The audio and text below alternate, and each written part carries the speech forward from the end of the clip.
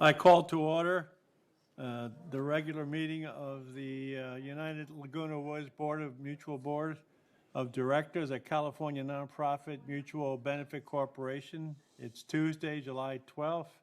It's 9:30, and we're here at the boardroom. We also have virtual opportunity for the people who want to Zoom in. And I do declare that we have a quorum, and I'll ask Director Blackwell to lead us in the pledge. All right, please rise.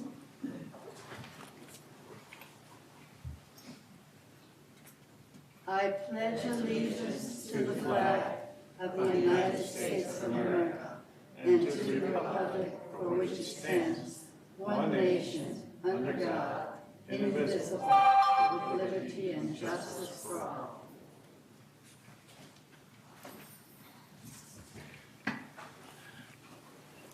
That little sound just reminded me to put my cell phone on silent.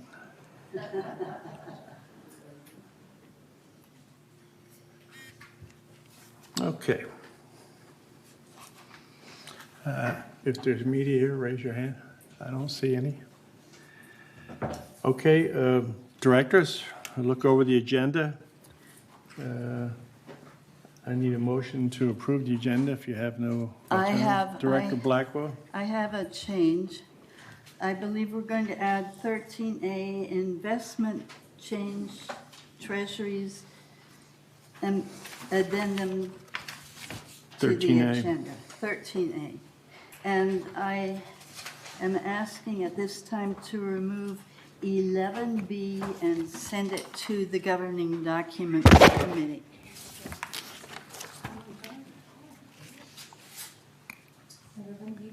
Would you read 11B, please? 11B is approve the review of the United Subleasing and Transfer of Trust documents approved in June 2022, and such review is hereby ratified. The document is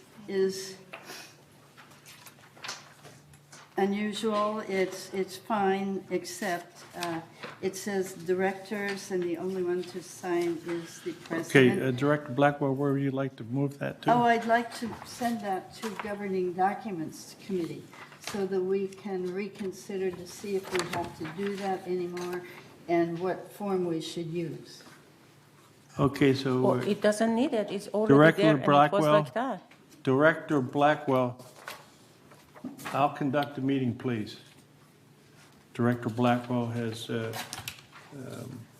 moved to accept the addendum 13A and also to remove from the agenda today 11B.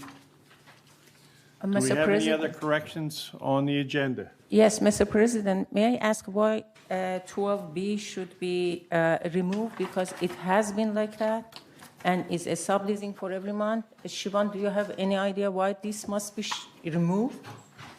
I'm not the one requesting the removal. It's been a standard item for more than a year. Yes, it has been like that, and why you 11B, wanted to the remove? signature with Anthony's name. Yes, Well, it says on it, I have never seen this form before, and it What? says on it, on a monthly basis, a subcommittee of the board consisting Yes. of United Secretary and at least one other director shall randomly check applications. And actually, it's a group of 3 people. The secretary has not been on it because she's a realtor. And this form only has the room for 1 signature on it. And I would ask that we send it to governing documents just to be reviewed. yes, it has been always like this, but I mentioned that one a few months ago, and you actually said it is okay. If you watch some of the video from the board meeting, I mentioned that one, and you said, Anthony, sign it, and it's okay. If it is not okay Okay, so now, what we're doing, we're talking about the agenda for today. Yes. And Director Blackwell's moved to acknowledge the addendum for 13A. And Director Blackwell's also recommended to removal of, on the consent calendar, 11B to be sent back to governing docs. Director Ascari disagrees. Yes, and I think government doc can look at that for next month and create a new one. But this is okay for this month because it has been like, Right, as I remember, I am 2 years here. right, It was that's like it, that's it. Okay. That would be fine. Okay. So it's going back to governing documents to readjust the form if necessary. Yes, from next month. So do I have a movement to accept the agenda as amended, and that is to accept the addendum for 13A? Director Ross? Yeah, I accept it as amended. You what? I accept it as amended. Okay, we have a second? It said- Seconded by Nita. Okay, so the agenda has been amended to include the addendum 13A and to, on the consent calendar, to remove 11B and send it back to governing docs. And we have a motion to approve the agenda as amended, seconded. So there it is. You got it. May I ask, what is 13A? You don't have the floor, Director Torn. You're going to May follow I protocol today. You're going to follow protocol Yeah. today. This is not open for May I discussion. ask a question? May I ask a question? You have the floor, Director Torn. What is 13A? I thought we were talking about 12B. Are we moving 12B to 13A? No, No. What is 13A that? is an addendum. Would the secretary like to read addendum A, or Director Blackwell? okay, it's a regular open, it's a discretionary investment change to treasuries.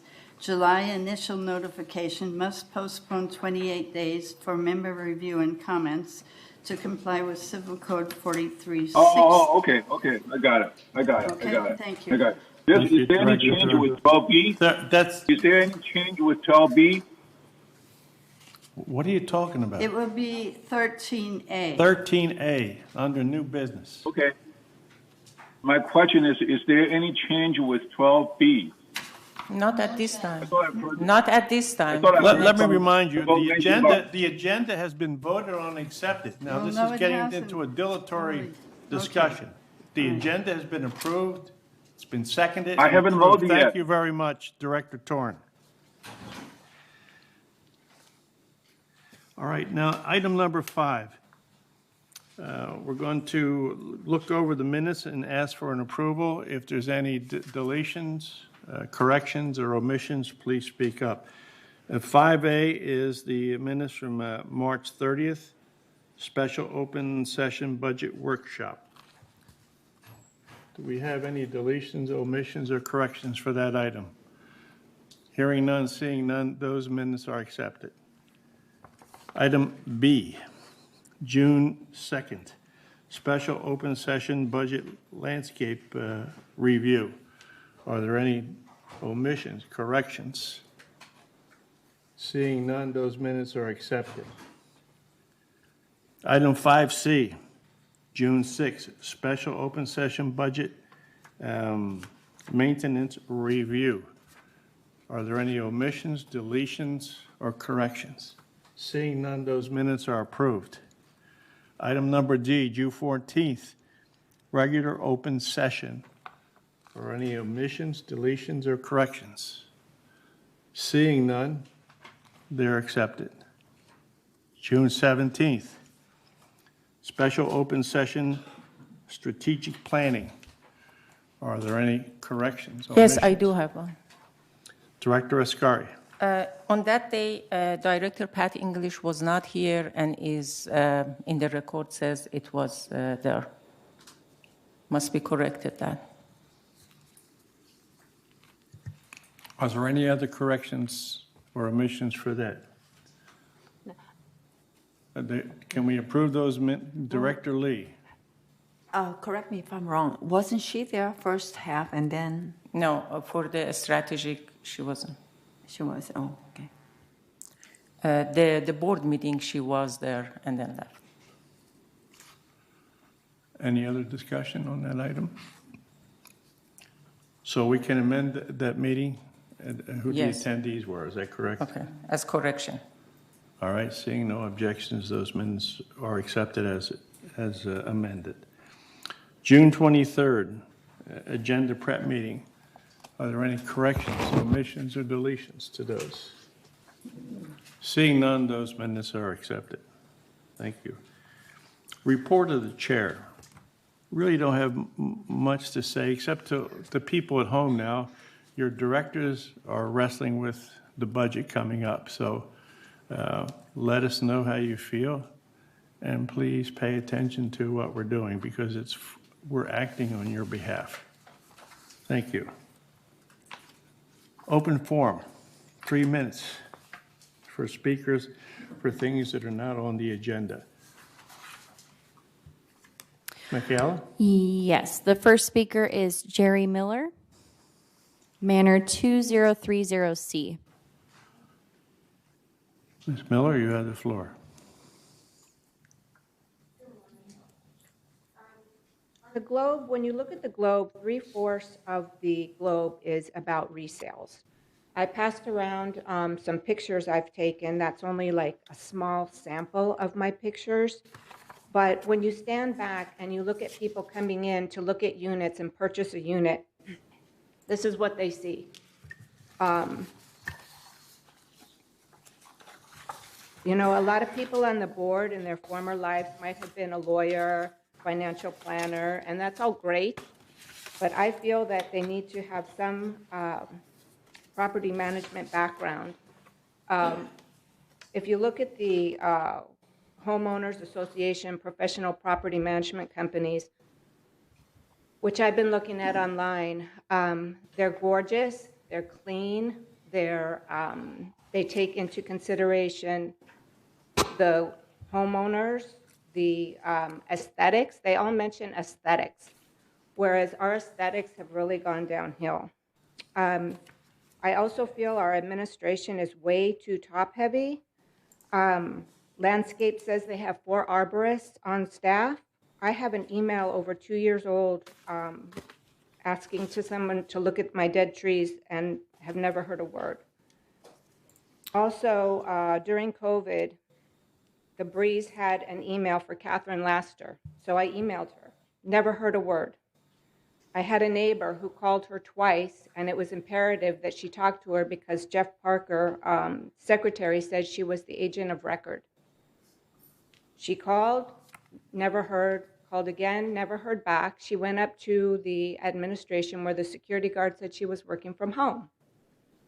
She's working from home. She's collecting a paycheck, yet I didn't get a service from her. My neighbor didn't get a service from her. And next thing I hear is she got a promotion.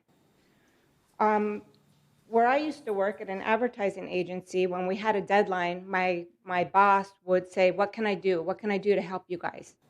You go in here to the room across the way, and there's people sitting at empty cubicles because it's not their job. So if 3 people come in for a certain item, they have to wait. Whereas if they were cross-trained, they wouldn't have to wait.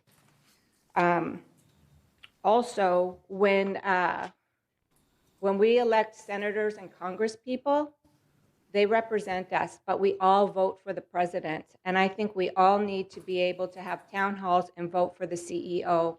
We're all members. We all are part of the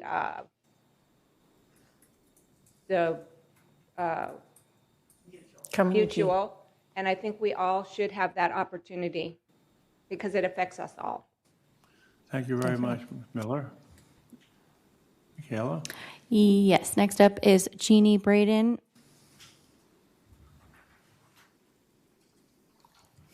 Hello, I'm here about my refrigerator. It was unable to be repaired. I went through all the steps. They couldn't repair it, so they put me on an order for a new one. I doubled make sure that it was the upgraded one that was there. It was on order. And then we had COVID hit. And then we had all these back delays. I have had to wait. I'm now trying to get it redone, and they want to start from scratch, and they told me I had to come to the board. they want to give me the little old thing. I said, that's not what was there. All the rules are on the YouTube video, which says United Mutual update September 3rd, 2021. And it'll show that you are to replace it with what was there. And I need to find out when can that be done. Thank you. What was the manual number?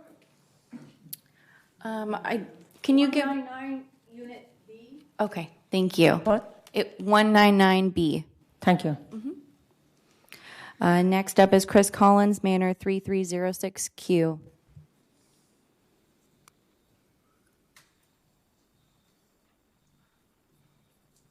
Good morning.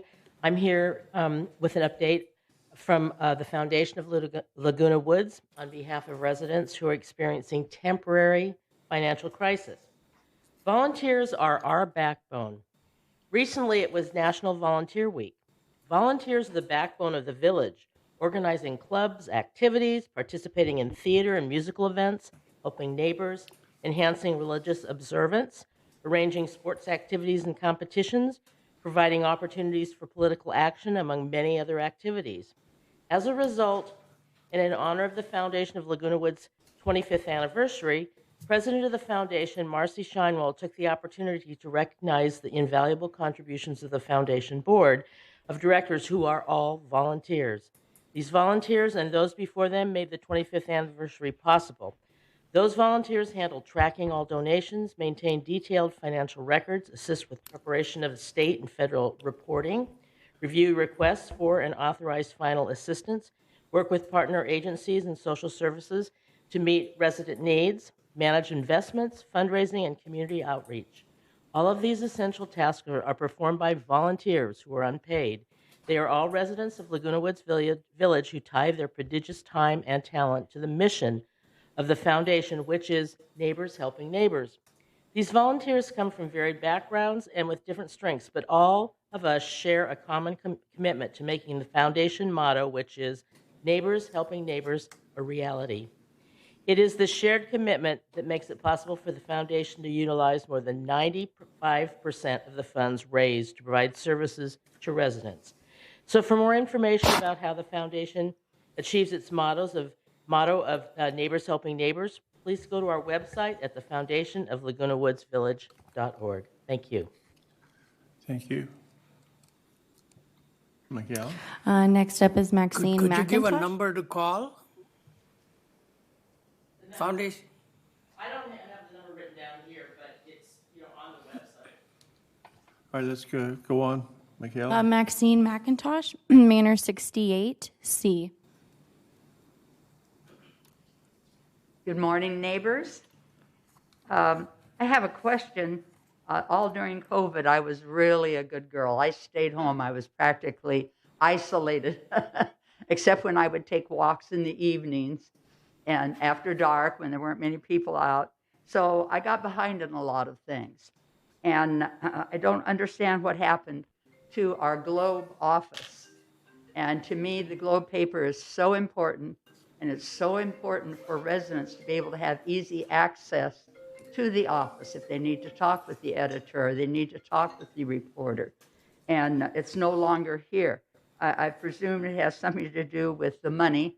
I know that the Globe, of course, never belonged to our village. The Globe was part of is part of the register. And a lot of papers coast to coast are having financial difficulties as fewer and fewer people renew their subscriptions. I understand that. Here's the problem. We're always, usually the board is talking each year a few times about how to get more people involved, more people well informed about what is going on. So to make it hard to include the Globe really concerns me. The last time I heard a count on the Globe, and that was about 10 years ago, 60% of the community was subscribing to the Globe, and they didn't know how many people shared their paper. And I really want to say that I've looked and looked and looked, and the only place I found where you can buy a copy of the Globe after it comes out on Thursday is at Polly's Pies. They keep, bless their hearts, they keep a machine just for the Globe. but it's empty by afternoon. You can't count on it the next day. And Big Lots used to have a machine, but of course Big Lots is gone and the machine is gone with them. So I have these concerns about access to the Globe. I wish that we would give them free rent and let them come back and have an office here because of the service they provide. All the TV, you have your TV guide there that you can use. You have meeting times of all your clubs and church meetings. You have letters to the editor that keeps you informed about another group in the community. They have appropriate ads that somebody can probably use and at any time. They list the patio sales and the moving sales, and they list all the clubs taking trips that are inviting you to come with them because they want to fill the bus. All that information is in the Globe, plus the ongoing news, and they do a good job. And now, as you notice, nearly all our pictures are in color. That started during COVID. That's wonderful to see so many color articles. But I think that would be a good investment of money because they do communicate with the community and they give us some power to go in and ask questions and become better informed. Thank you. Thank you, Maxine. Michaela? Last up is Louise Pompiro, Manor 718D. Good morning. Good morning. I am a 25-year resident. My oven is not working. I had a repairman come out and check it, but it couldn't be fixed. That cost me $99. So I went to the administration and told them. They told me it would take 3 to 6 months to replace it. They told me to go and buy one on my own, and they would allow me $1,000. Ovens cost more than that. I have a sick, handicapped husband. This is not right. What they are doing, they have never done anything for me. One of my neighbors told me she had her refrigerator and oven replaced after 17 years. I've been there 25 years. Nothing has been done for me. Thanksgiving and Christmas will be here, and I have no oven. Is this any way to treat seniors? Thank you, Louise. That is all for open forum. I do want to let you know that we do have 2 speakers who want to speak during unfinished business. We'll do unfinished business, okay. Okay, so thank you for that. Listening to our residents is very important. That's what we're here for. Now,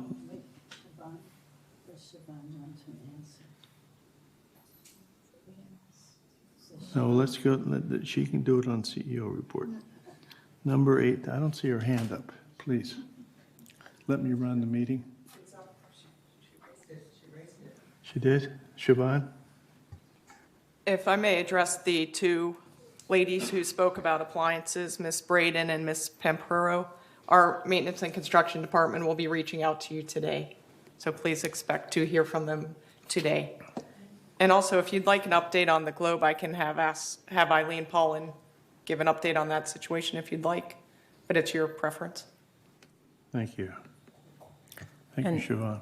All right, let's go And on. Mr. President, regarding to the 2030C Mary You don't have the floor. Can I, Mr. President? Director Escar, you have the floor. Thank you. Regarding to the one that's at for the town hall, I should say that we had a strategic plan on June 17, and all directors accept that one. We already passed that one to the CEO office by Catherine, and we are waiting for a time to have that one. And I am asking Siobhan if you a little bit expedite that one, because it's almost a month, and Catherine already knows all of this. Thank you. Thank you, Director Escar. Let me start here with the board that's present. Under item number 9, the responses, 8 rather, responses to open forum. Director English, do you have anything about response to these questions? No, I don't have any response except that we're not responsible for what the Globe puts in, and that would be up to the Globe to decide and not our people. Thank you. Thank you, Director Nardani.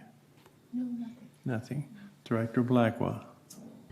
Yes, as far as the Globe office, the Globe is run by the Orange County Register, and I believe a few years ago, 1 or 2 years ago, they closed the office. I may be wrong. They closed the office because they didn't want to staff it. And so they do you make all your contacts through email or for calling the Orange County Register. And so we now use that office for disaster preparedness. Yes, it was convenient to have it there, and you could get a copy of the Globe in case you missed it.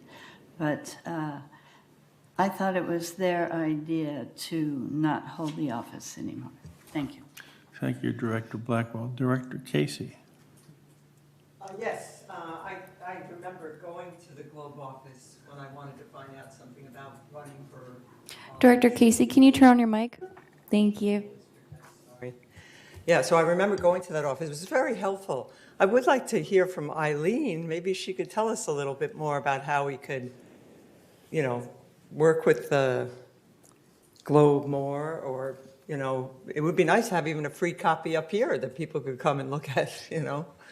I don't know if, well, they have that at the library probably, right? So anyway, and just for Jerry, I just think it's terrible when you're not getting response. I mean, you just need to really get on them, you know. It's terrible. It is terrible and sad. Mm-hmm. Yep, I agree. Director Casey, are you? Yep, that's it. Director Cash-Aquicar.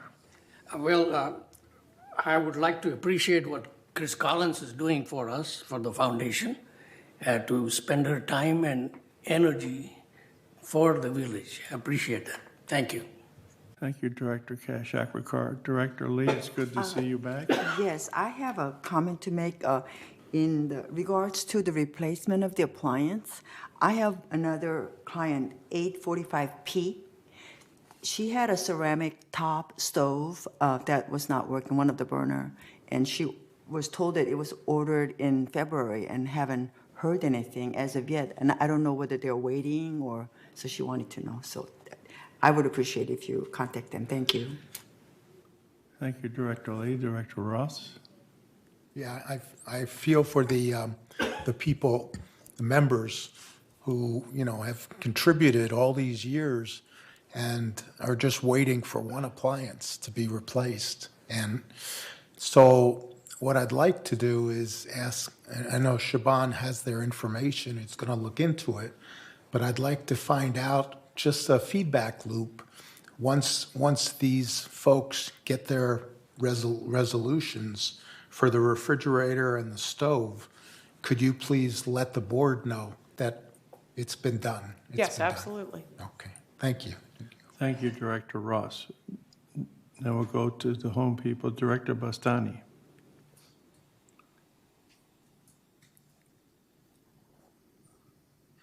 You have to unmute yourself, Director Bastani.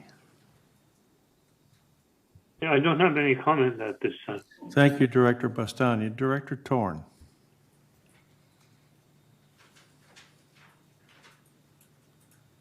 Yes, thank you for the chance to speak for the residents. I think we are talking about individual cases here, but we are constantly hearing that these individual cases. We need to start looking at the root problem of these issues. That would be a management responsibility, and look for alternatives for improvement.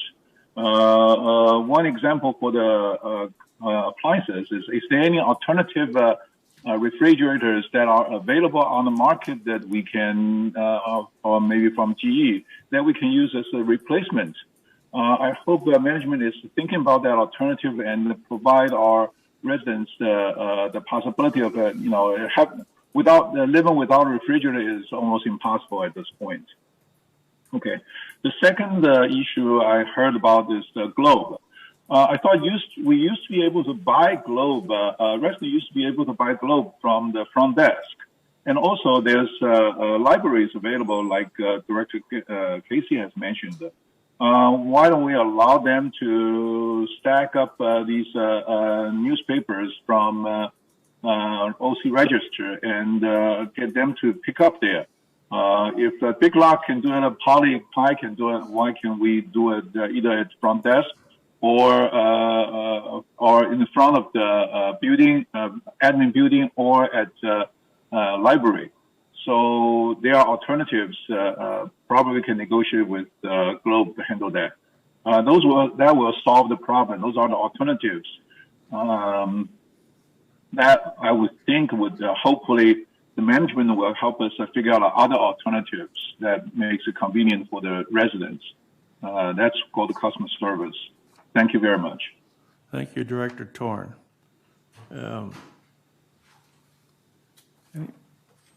I personally have no comments, and thanks for the participation of the directors and answering our residents. Now, let's move on to item number 9. This is our representative appointed by the board to represent us at the VMS board.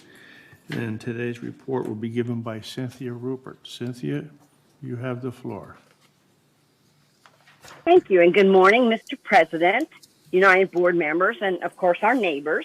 I am here from the Village Management Services Board to present the July 2022 update. Next slide, please. This morning, the presentation is going to focus on key initiatives that VMS is working on. I'll begin with the initiatives to enhance our efficiencies within the community. Community services, as far as resales go, we have been working on a new process of allowing e-filing of resales and other documents directly with the county clerk recorder. And we're re-engineering the workflow process to make it more efficient and to cut down time. The United Escrow receipt to close time is improving. In January, we were running about 33 days to close, but now we've dropped it by 10 days, and we're at 23 days at the end of May. Next slide, please. A key initiative from VMS always is to continue to identify cost savings. One area we have been looking at are employee benefits, and let's start with employee health insurance. As we explore options to provide quality employee benefits in the most cost-effective manner we can find. Let's start with health plan funding strategies, such as level funding, minimum premiums, and captive ideas. Level funding has a definition for anyone that needs it. The employer pays a level or a flat premium to insurance providers on a monthly basis to cover basic administration, claims, and funding, and a stop-loss premium. A minimum premium is where an employer pays a minimum fixed amount of the plan's monthly claims, a portion of it, and then the insurance provider covers an excess claim above that determined amount. And last, captives, self-funded, where participants share in the outcome of a group's underwriting performance, including the profit and the investment income. May we have the next slide, please? Further, VMS initiatives to measure performance. The number of completed service orders through year-to-date through June. Let's look at 17,150 service orders completed. Last month, I believe it was 13,967. So we see an increase. In May, we had completed about 91% on average in 20 days. And now in June, at the end of June, you'll see we increased it to 94% completed in 20 days. So we have a 3% increase. The average completion day has dropped from 6 to 5. And we've exceeded our completion targets with 2 exceptions, paving and paint. As far as paving goes, the maintenance programs for the carport cleaning and crack filling is prioritized. And the paint, touch-up to paint tickets remains open until we can get members scheduled for the work to be completed. Next page, please. Slide, sorry. Okay, on our how to measure satisfaction.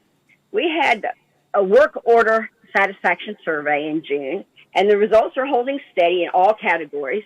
In June of 2022, we had 479 responses with an average rating of 4.54 stars.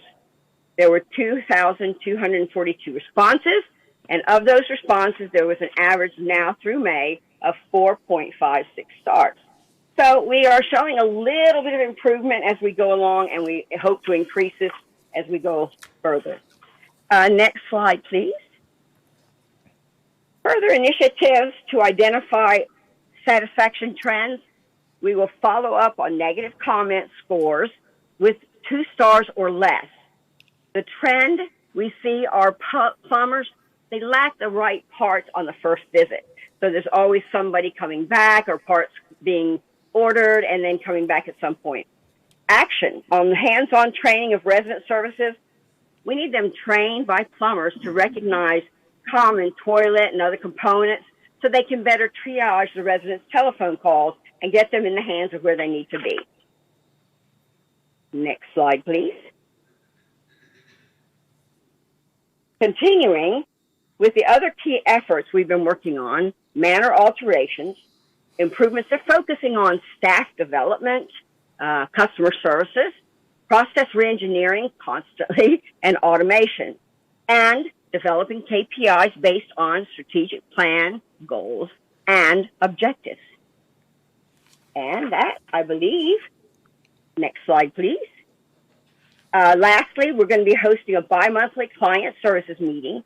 It'll provide VMS board the opportunity to discuss these key topics with clients in a dedicated manner to find out what's really going on. And the next topic is going to be manner alterations, working with all corporations to control the insurance costs and website redesign that is currently underway. Slide, please.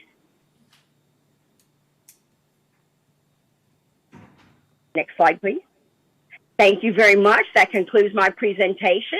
I hope everyone got good information. And if you have any questions, please let me know. Thank you, Director Ruppert. On the board here of directors, do we have any questions to be asked of Cynthia?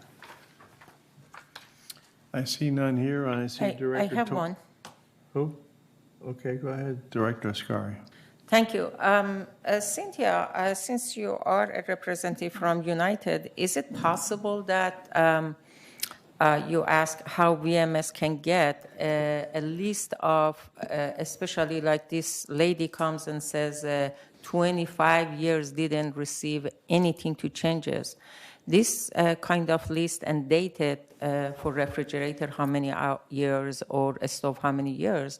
These days is on, in the computer, they can put on the calendar and it's just pop up. It's not like handwriting in the old time. Is it possible that you ask VMS staff making a list and contact those people that over 17 years or 20 years didn't receive anything? I will actually leave that to Siobhan because she's going to be handling the staff, but I will be glad to take that request to VMS for you. Thank you for that thought. Thank you so much, and thank you, Siobhan. I see no other hands here. Director Torn, you have the floor. Yes, thanks, Director Rupert. Great report. You mentioned there several times the re-engineering, process flow. I have never seen any process flow except when I was on the alteration side. So my question is, can VMS share the process flow with us so the resident will be informed and say, oh, it takes a lot of effort to do these things? And the new process and say, oh, that we made some improvements. We talk about re-engineering as if we have made the improvement, but we have no clue what are the improvements are. Is it possible to VMS to share with us? This question is basically for VMS, either board or management side. Thank you very much for help answering those questions. You're very welcome. Go ahead, Cynthia, you have the floor. Thank you. I would like to reiterate that within this presentation, I have striven to provide some details. For example, the increase and you can see, even though you don't have a written design process flow, you can see where we're going. We're trying to enhance the efficiency, and it shows that the escrow, for example, is improving. We can show that we're working on cost savings.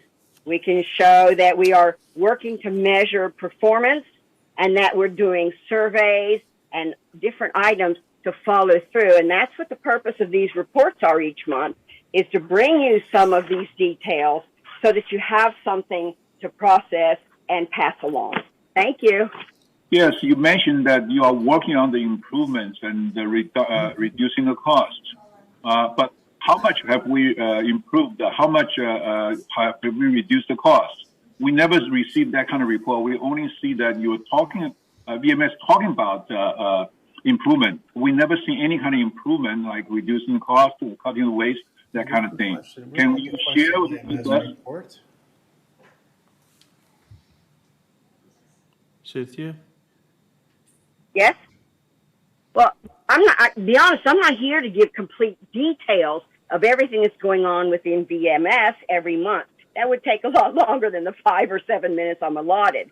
But this is a summary of some of the key features that we think would be important for you and keep you updated where we're focusing, what we're trying to do with cost savings, keep our employees happy, keep everything else here working as smoothly as it can with the number of boards and the number of members that we have here.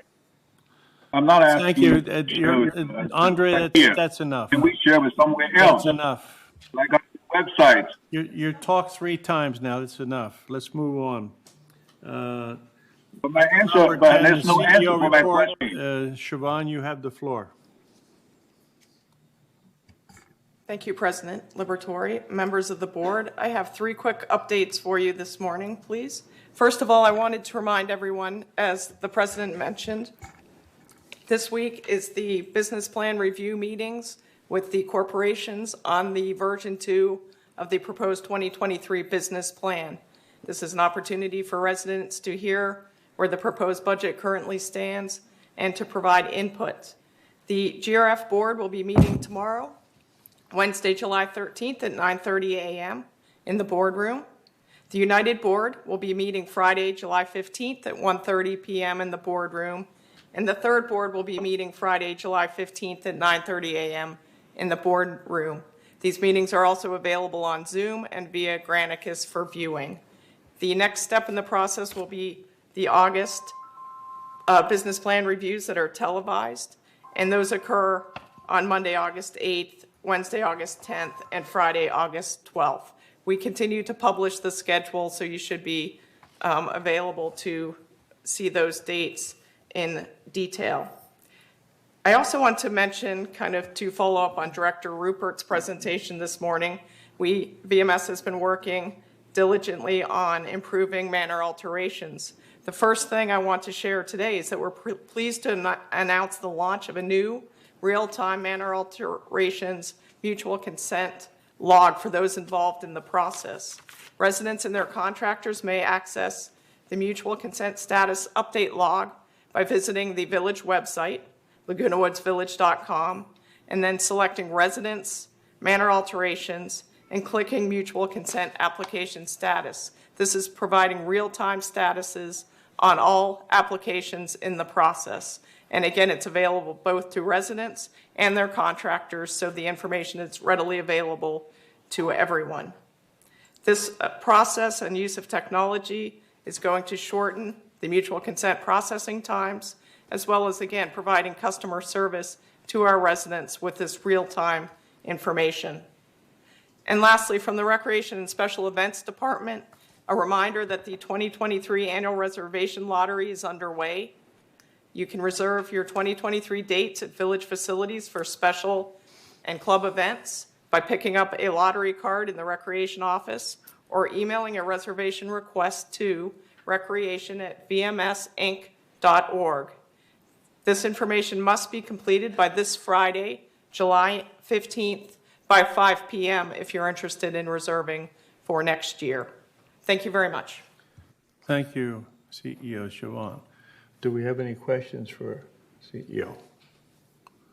And Director Torn. Yes, thanks.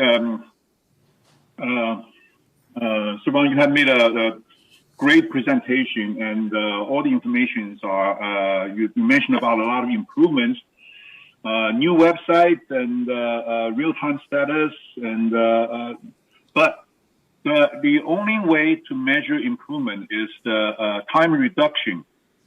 Okay, how much time for the resident that less time it takes for them to apply for a permit with the MSC, with the Alteration Act, those departments.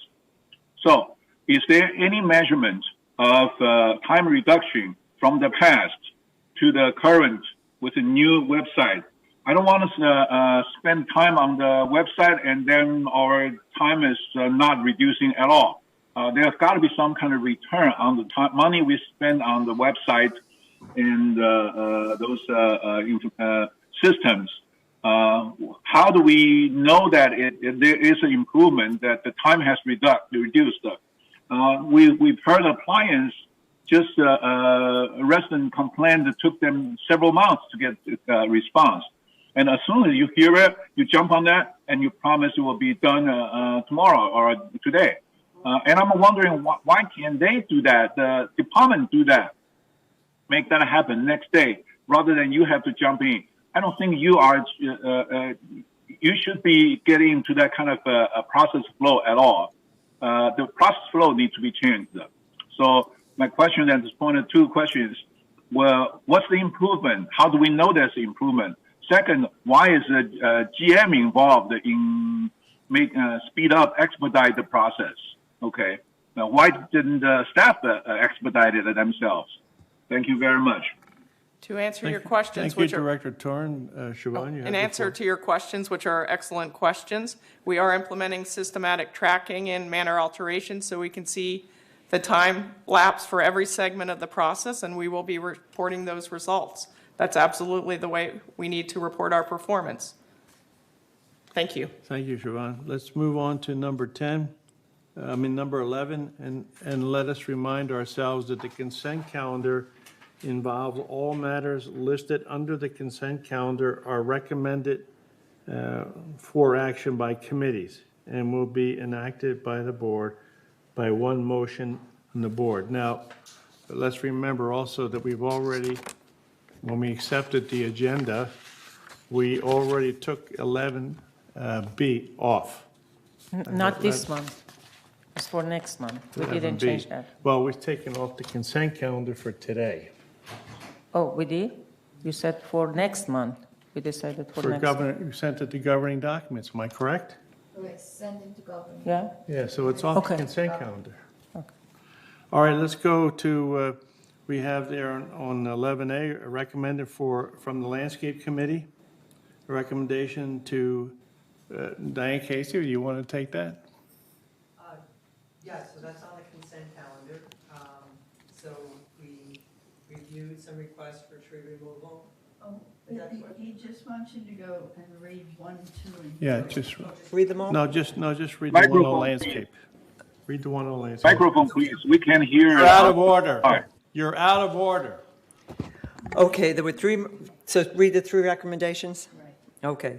So recommendation to deny tree removal request at 54C Cali Aragon. 1, Canary Island pine tree. 2, recommendation to deny tree removal request at 100A via Estrada.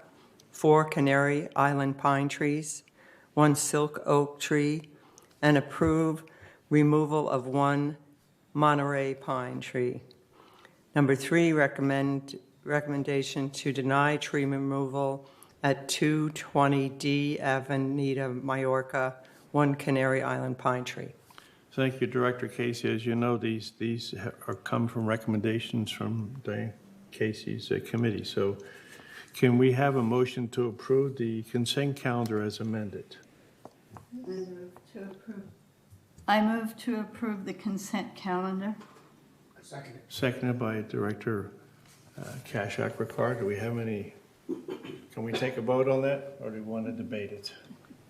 All right, we have all in favor of accepting consent calendar as read by Director Casey? Just ask if there is any objection. Director English has her hand raised. Director English? No, I'm voting She's with you voting. guys. Yeah. All right, do we have any other problems? Any people, any board members against accepting the consent calendar? I see none. So the consent calendar as amended and voted by the directors is approved. Okay, unfinished business, item 12. We have here, consistent with the statutory obligations, Director Escar, do you want to read that? Yes. Under Civil Code 5501, a subcommittee of the in-board consisting of the treasurer and at least one other board member reviewed the United Laguna Woods Mutual preliminary financials for the months of February, March, April, and May 2022. Such review is hereby ratified. And I announced that I ratified that one.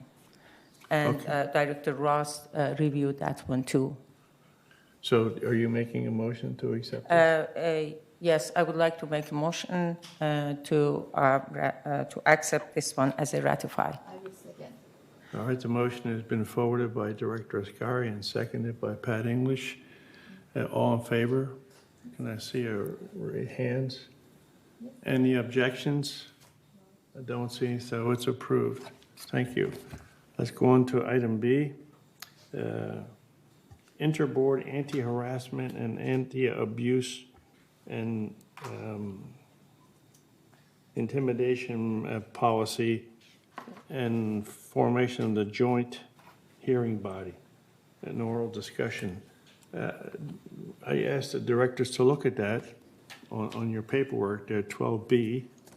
And Siobhan? I'm prepared to provide an oral update on the status of this. Yes. If you will remember, last month the board introduced the policy and proposed joint hearing board, and this is an interboard policy. It was also introduced in June by Third Mutual and GRF. However, at each board meeting, directors raised really good questions about the policy and the joint hearing board. So we went back to the working group, which consists of the presidents of each of the mutuals and GRF, as well as the VMS chair, and considered all the comments that were made by this board and the two other boards. And the decision was made to try to incorporate many of those comments into the proposed policy. So we will bring it back to the board for reintroduction in August. Thank you. Thank you. Do we have any comments on this? No, but I think we have resident comments on this, do we? Michaela? Any the directors first? Any directors? No, not from my understanding, All right, though. Michaela, do we have some I just have a comments? question. We already sent to you some comments. Should we send it again, or you have it? We have the comments that were made at the board meeting. Yes, and, okay, so you have it. You don't need it to send. So, Michaela, do we have anything else on this? No. Okay. Now, what do we need to do Yes, with this? I have a comment. May I have a comment? Director Torn, you have the floor. Thank you. Many people have complained about this hearing procedure, and the real problem is the procedure, not necessarily combined meeting. Okay, we frequently solve the problem just because there is a problem proposal. We just jump on and say yes, let's change it. We need to change the procedures. And within this proposal, there are many procedures that, like, for example, this talk about in investigation report. It never mentioned the investigation report should be distributed to the accused and the accuser and let them verify if the investigation report is valid. Okay, so, and it only mentioned that the investigation report is provided to the joint meeting. So the accused people has no clue what is the investigation report result is. That's not fair to the accused people, residents. So there need to be changes, making sure everybody's right is taken care of, the accused and the accuser. Okay, that is the biggest procedural issue that we have with all these hearings. And we know that for a fact that sometimes evidence was shared after the hearing, the accused person leave the party. And also sometimes it happens when these information presented to the board are manipulated. So there needs to be some way to justify that, making sure everything is done right. We cannot, the procedure is wrong. Something we need to correct, not the meeting method. Okay, thank you very much. Thank you, Director Torn. Director Bastani. Yes, this policy of anti-harassment, abuse, and intimidation is a one-sided policy. It only considers harassment against the employees. But there are other harassments, such as harassing the directors. For example, directors have right to all, absolute rights to all records. If they ask for records and BMS doesn't give these records, then that also should be considered as a harassment. So I believe this harassment policy has to be redefined to make it fair to both parties. Thank you. Thank you, Director Bastani. Director Blackwell. Thank you. I believe this paper-clipped collection of emails and letters is on this issue. These people want the harassment policy passed. Yes, that is correct. So that is my error. There are two speakers for this item. All right, you done? Let me, who else wants to talk? Any directors? All right, directors are done. Michaela?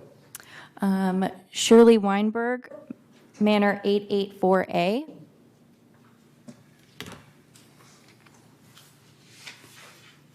Hi, I'm a 25-year resident, and I just wanted to tell you that there is a need to establish a harassment board.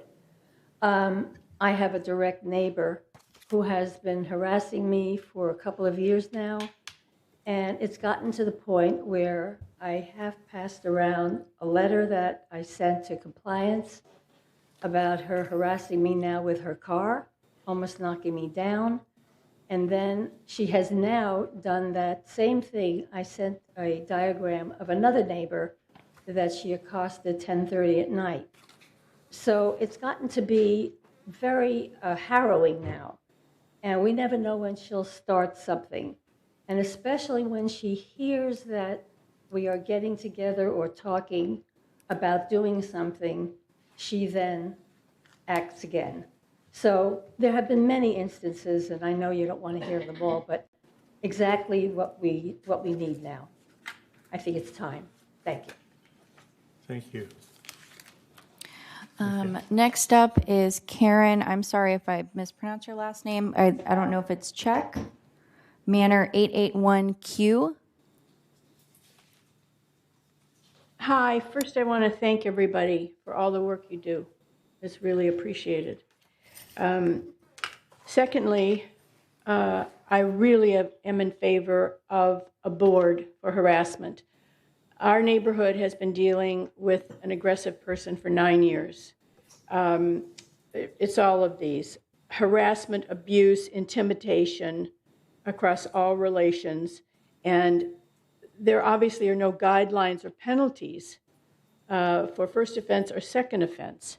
This is, there have been 2 board meetings regarding this person, and nothing has changed. It's only gotten worse. I made a packet for all of you with just some of the information that you need to see that it is absolutely imperative that we have a harassment board. Compliance can do nothing. They have done nothing except a board meeting. And then what? And we are still suffering as a neighborhood. So I implore you to read that packet that I passed out. and let's get a harassment board going. It's necessary. Thank you. Thank you. Michaela? That is all. Okay, that is all. All right, so let's try Director English first. Director English. It is my opinion, and that's opinion, that the state covers all these harassment issues, and that we cannot be making new laws on it, but enforcing the ones we've already got. I think Maggie would probably know a little bit more about this than I do. Anyway, I don't see how we can start this type of thing separately. Thank you. Thank you, Director English. Director Ascari. Thank you, Mr. President. To all of the residents, including these two people that they are coming, thank you so much. But please understand, we had harassment. What we are working on that is a joint. So it doesn't mean that we don't have it and VMS should not support or listen to your letters or complaint. This is different. So I hope you understand this is not the first time that we are, but we are trying to bring a joint with the United and Third and GRF. That's different. So it doesn't, I wanted you, all of you, thank you for sending information. Definitely I read it and follow up with that. Compliance must act, and they are acting. If they are not, what we have it in the past, they didn't do for some. Thank you for coming here, and we have to put a little bit information, maybe more to them to make an action. It doesn't mean that we don't have it. We have it, and we respect, a neighbor must respect other neighbors, definitely. Thank you.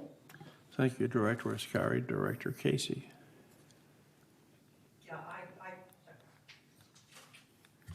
I think we definitely need a better policy because we have some things in place, like the resident advisory services, which Nada and Pearlie have run, and I've sat in on that. And I know there's a point where we can't help them, because they have one neighbor has reported something to compliance. Compliance reacted and hurt the other neighbor with their situation, and then it just keeps going on.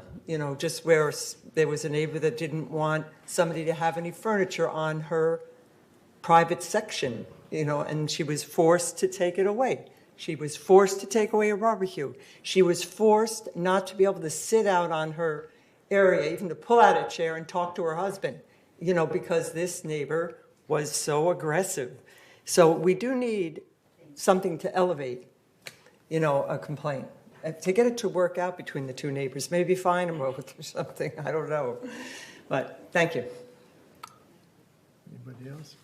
Michaela, I can't see the directors at home. Any of them have their hands up? It looks like Director Torn does. Director Torn, you have the floor. Yes, thank you very much.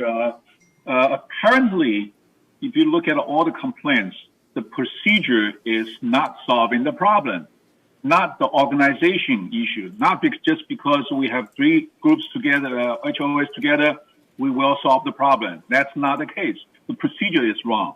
And if you analyze the procedure, it seems like, based on my experience, that compliance just heavy-handed up and says no here, no there. Okay, instead of negotiate and helping out solve the problem, this probably should be a social worker issue, social work issue. Okay, and somebody come out and listen to both sides and come up with a compromise and resolve the issue. Compliance just say, this doesn't follow the rule here, so you will be punished. And that doesn't follow the rule, you'll be punished. So that caused retaliation. All right, we need to rethink our compliance department. Is it really just enforce the law and no alternative, or is there any other alternative that can help out? Also, there is a big issue here. Compliance, we never received any problem, issues from compliance that says, hey, I cannot solve this kind of problem. Please help me out. Okay, this problem keeps on coming back. We need to VMS to provide us the information and say, these problems keeps on coming back. We need to rethink it. And here is our recommendation. We have to follow the rules. We have to follow the laws. But under the current rule, under the current law, we cannot do it effectively. It's causing more problems than it's worth. I've experienced a lot of these situations like this. A mediation is the right way to go. There are alternatives. Orange County HR, Human Relationships, they have the mediation team. It just takes $100 or even $50 to solve the problem with them. So there are alternatives.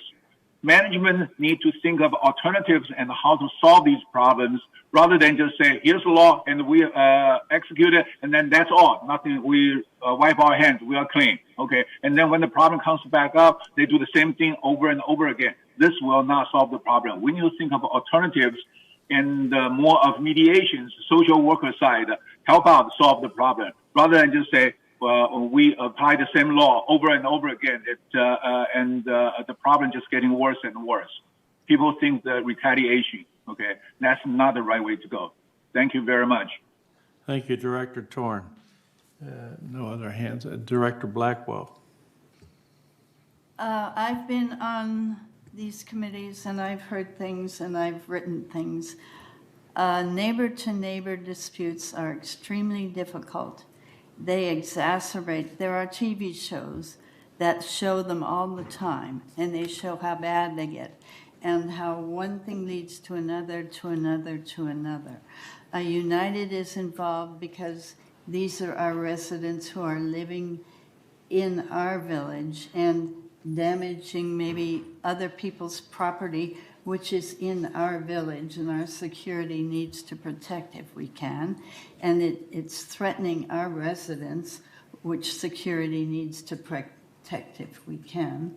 So it may be that this also, I mean, any harassment policy generally has the same steps, but maybe there is a different way. Mediation is fine, but mediation will not touch the village. Mediation can't order the village to be something or United to do anything or for a fine for United to collect, although United has a harassment policy. But I think maybe we should review it with, I don't know if you like, we can put it on governing documents and look up the policies and see if there is some additional action. That's what we were looking for perhaps in the new board, was an additional action of some kind that is not an outside one, which can either, say we're going to arrest you if you do that again, or we're going to do this, and it waits for the police. If there is some other way that we can provide some kind of service, maybe like a mediation or something, that will help us to help the people who are here, because it just exacerbates, it goes on, and each aggressor feels stronger and stronger, and they either pay the fine or they don't, and then that gets worse or it doesn't. And time elapses because you can't be calling every day.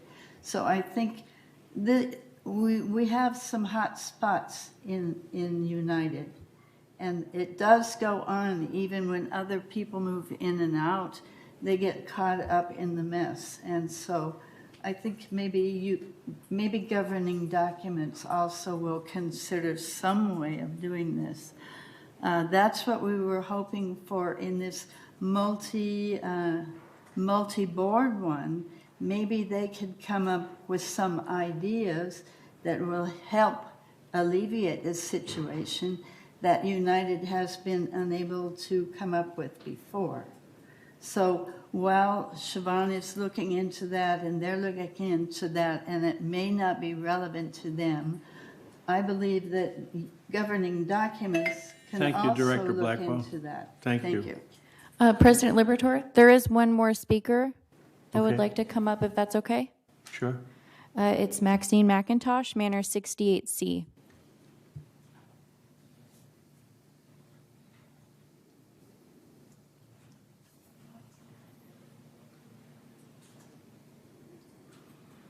During the heaviest part of the COVID recession in our normal lives, I did have several people who live in United contact me. Both of them were concerned about another resident problem, and they didn't know to whom they should speak or where they should go, and were just wanting some advice. One of them was having a problem upstairs, getting down anytime at all, without another neighbor's dog viciously barking at her, which really disturbed her. And the other neighbor may have begun making up lies about other things that happened in the carport when this woman was upstairs, because she worked in her apartment, in her home, and she wasn't even outside. That was one. And the other one was the more vicious one. A friend of mine, originally from Persia, and after talking with her, we became friends. I loved hearing her adventures. But she had a neighbor who probably was an alcoholic. And so when she first invited the new neighbor over, she gave her some wine, and this went on for a few days. And then the neighbor began expecting it. And she would very kindly say, you know, I really need to get on with the things I have to do today, and brought out anger in this neighbor. And as a result, she started finding her car keyed. The two of them were parked together, the neighbor's car and hers. And her car was badly keyed on about over a 2-year period, about a half dozen times. And her rose bushes and other flowers were pulled up or cut down to the ground. She loved her flowers. Just vicious things like that going on. And someone here was working with her. And, you know, it's hard when there's not a witness. It's really hard. And so I'm glad to hear that strong leaders from all our mutuals are getting together to try to solve this problem. That's what we need, is well-informed leaders taking charge of this. You know, we're different from the other mutuals, and we don't want to be the same. We like our way of life, which is on an extended lease. We all lease our homes. This board renews the leases for us pretty well automatically every so many years, and we continue to be leasees, not owners. We don't have deeds to our homes. We all have a stock certificate, same one for everybody. And one of the first guarantees that I've heard boards give new members here is you have a right to enjoy your life. You have a right to enjoy living here. So when something is crushing in on that, that's why these people, of course, we know need so much help. But I hope that we will continue to support the organization the way it's going on, give them as much time as they need. I think we've got the best people, because they're from all the boards, working on this. I don't know quite what we'll do, but United does have an extra bit of leverage because we have leases. Okay? Thank you, Maxine. All right, thank you. Anything else, Miguel? No. Okay, let's move on to, excuse me, 12C, the strategic planning. We did have a meeting on that. And what we're trying to understand about this is that if you have a green book, that's your basic business plan. That's the default position for two other plans, a strategic plan and a master plan. And we talk about the strategic plan right now, but the default position is the master plan. It has to do with who's in charge of positions, money, and marketing. Then you go on to a 5 to 20-year plan called the master plan. And also, in the meantime, you have a strategic plan. And Director Ascari has taken on herself to take all the suggestions from the board to try to consolidate that. Where are we with that, Director Ascari? Thank you so much, Mr. President. Yes, on June 17, we get for the second time together as all directors. First, we collected, and on the second time, we voted which one we want to accept, which one not. And if you go to, it's printed, 13 of them, strategic that we all voted, is in page 2 of 4 for July 17. And because it was open meeting, it will be on the website. You can see by yourself. In here, you can see on July 17, second page, page 2 out of 4, all 30 points is right there.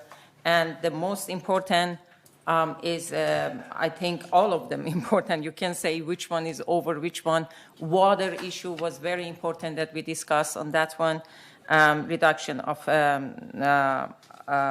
grass that we have. And another very important is starting town hall because it's communication with the residents. I know people can come to the board, but board is a little bit official. Some people don't want to be televised or they got intimated to come here. But a town hall is a little bit less formal, and hopefully more people can come. And I am sure VMS staff would be happy to take notes. And their desire is you leave, as mentioned, Maxie, that you leave happy here. That's their desire too. I work with them closely, and they are really wants to do that for us. If you wanted all these 30, would be on the website and look at them. And we are going to continue our sessions to pick up from 30, which one is first and which one second on the next meeting that we have, Mr. President. Thank you, Director Ascari. All right, let's move on. 12D, United Committee assignments. The big thing here is our new Landscape Tree Ad Hoc Committee. Director Casey, would you like to read off your appointments there?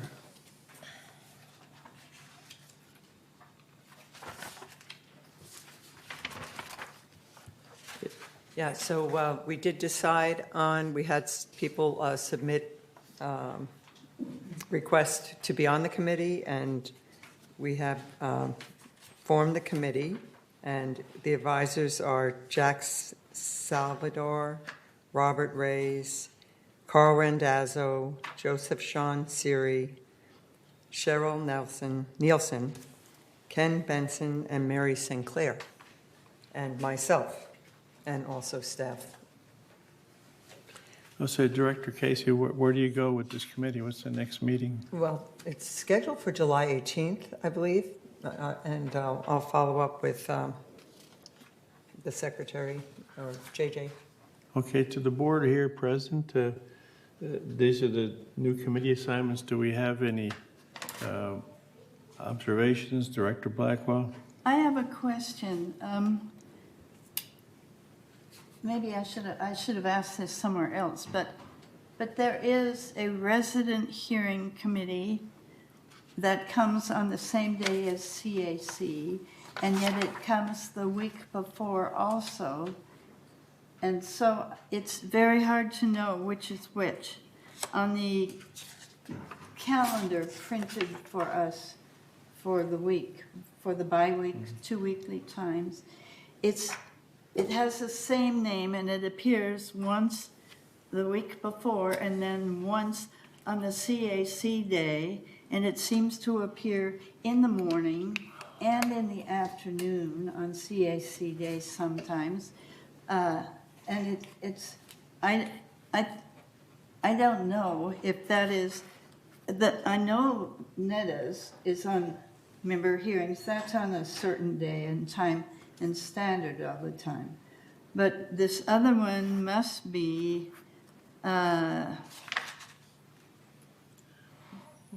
But, excuse me for interrupting, Director Blackwell, but aren't we considering committee assignments? all right, okay.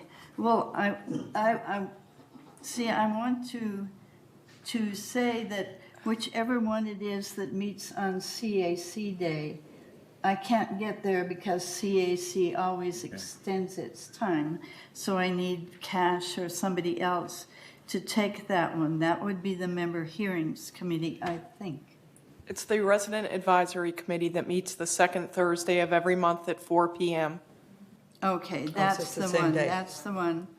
Okay, so that's resident advisory, okay. So are you making some type of a motion? I'm asking Cash Akrakar if he will replace me on that committee. He was there last month. Oh. So we have Director Blackwell requesting a change on committee assignments. Do we have any questions, omissions? All right, anybody else? Director Casey? I just have another request. I'm not sure where the landscape advisors go, because I know Siobhan went to mention that one time, but I don't know if she's been informed that Mary Jo Sinclair and Ann Beltran are the advisors for landscape, because that. Yeah, so I gave that to Kurt along with these names for the landscape tree ad hoc committee. But so anyway, I just want to follow up with that because I'd like them to attend the meeting. So right now, I think what's on the floor is to approve the committee assignments as changed by Director Blackwell and agreed to by Director Cash-Ackricar. And I have one question. Director Ascari. On the page 4 out of 4, website ad hoc committee, the reason I decided to take my name off, that you be Anthony Liberator, not alternate, you be a member. Yeah. So that alternate should be crossed. You are the member. Thank you, Director Ascari. Cross that one, and I wanted that be corrected as a Taylor, have member. you taken all this down? You got it? I will. I'll be watching back the video, and I'll make sure to take note. Okay. So can I have a motion to approve the committee assignments as amended by the directors, please? Director Blackwell. I move we approve the amended committee assignments. We have a second?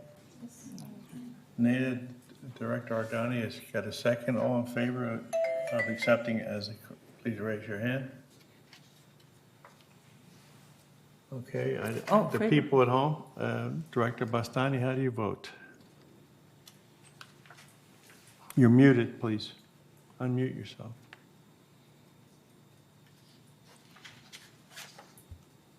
Director Andre Torn, unmute yourself. How do you vote?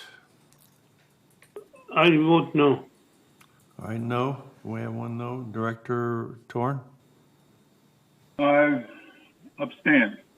Abstain. I'm not on this, but I abstain. All right, thank you, Director Torn. Michaela, could you give us a count, please? And this is amendment proposed by Director Blackwell, seconded by Director Cash-Ackricar to accept the committee assignments as amended. And the only amended was, could you repeat what was the amended? The alternate cross, and what was the other amendment? The other one was Director Director Cash is goes. replacing Okay, Director yeah. Blackwell. The motion passed. Okay, But could I have the vote count, please? I have it as 9-1. okay. Okay. The committee assignments as amended by the board has been accepted. Thank you, by 9-1. All right, let's move on. We have a presentation by the El Toro Water District. Ebony, Sevilla Pump Station Project. Who's going to give that report?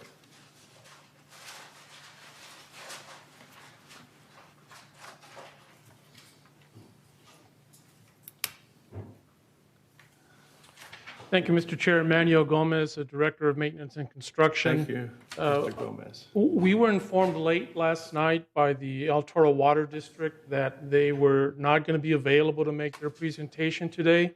They've put that project on hold temporarily, and they'd like to come back to the board at a future meeting and make their presentation. But just so the board knows, the El Toro Water District is proposing to add a new driveway to their pump station that's on Avenida Sevilla down by the creek. There's a lot of details to be worked out. We suggest that they come to the board and present their project. But as I said, unfortunately, they're not available today, but they would like to withdraw their request to speak to you today, but would like to come back to you at a future meeting with a presentation. Okay, thank you very much. I have a quick question. Is that 30% reduction water still going on? I don't know. You don't know? Okay. Yeah, we're in drought. I don't know either. Thank you for that update. I appreciate it. And let us know when they decide they want to come so we can alert the residents, please. Thank you very much. Okay. Now, under new business 13A, we have the addendum.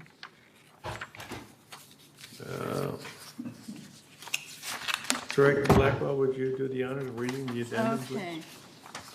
I'm reading the recommendation. Let me see, there's a resolution over here on page 3 of 4. Discretionary investment change to treasuries. A United Laguna Woods Mutual discretionary investment balance was $14,372,440.12.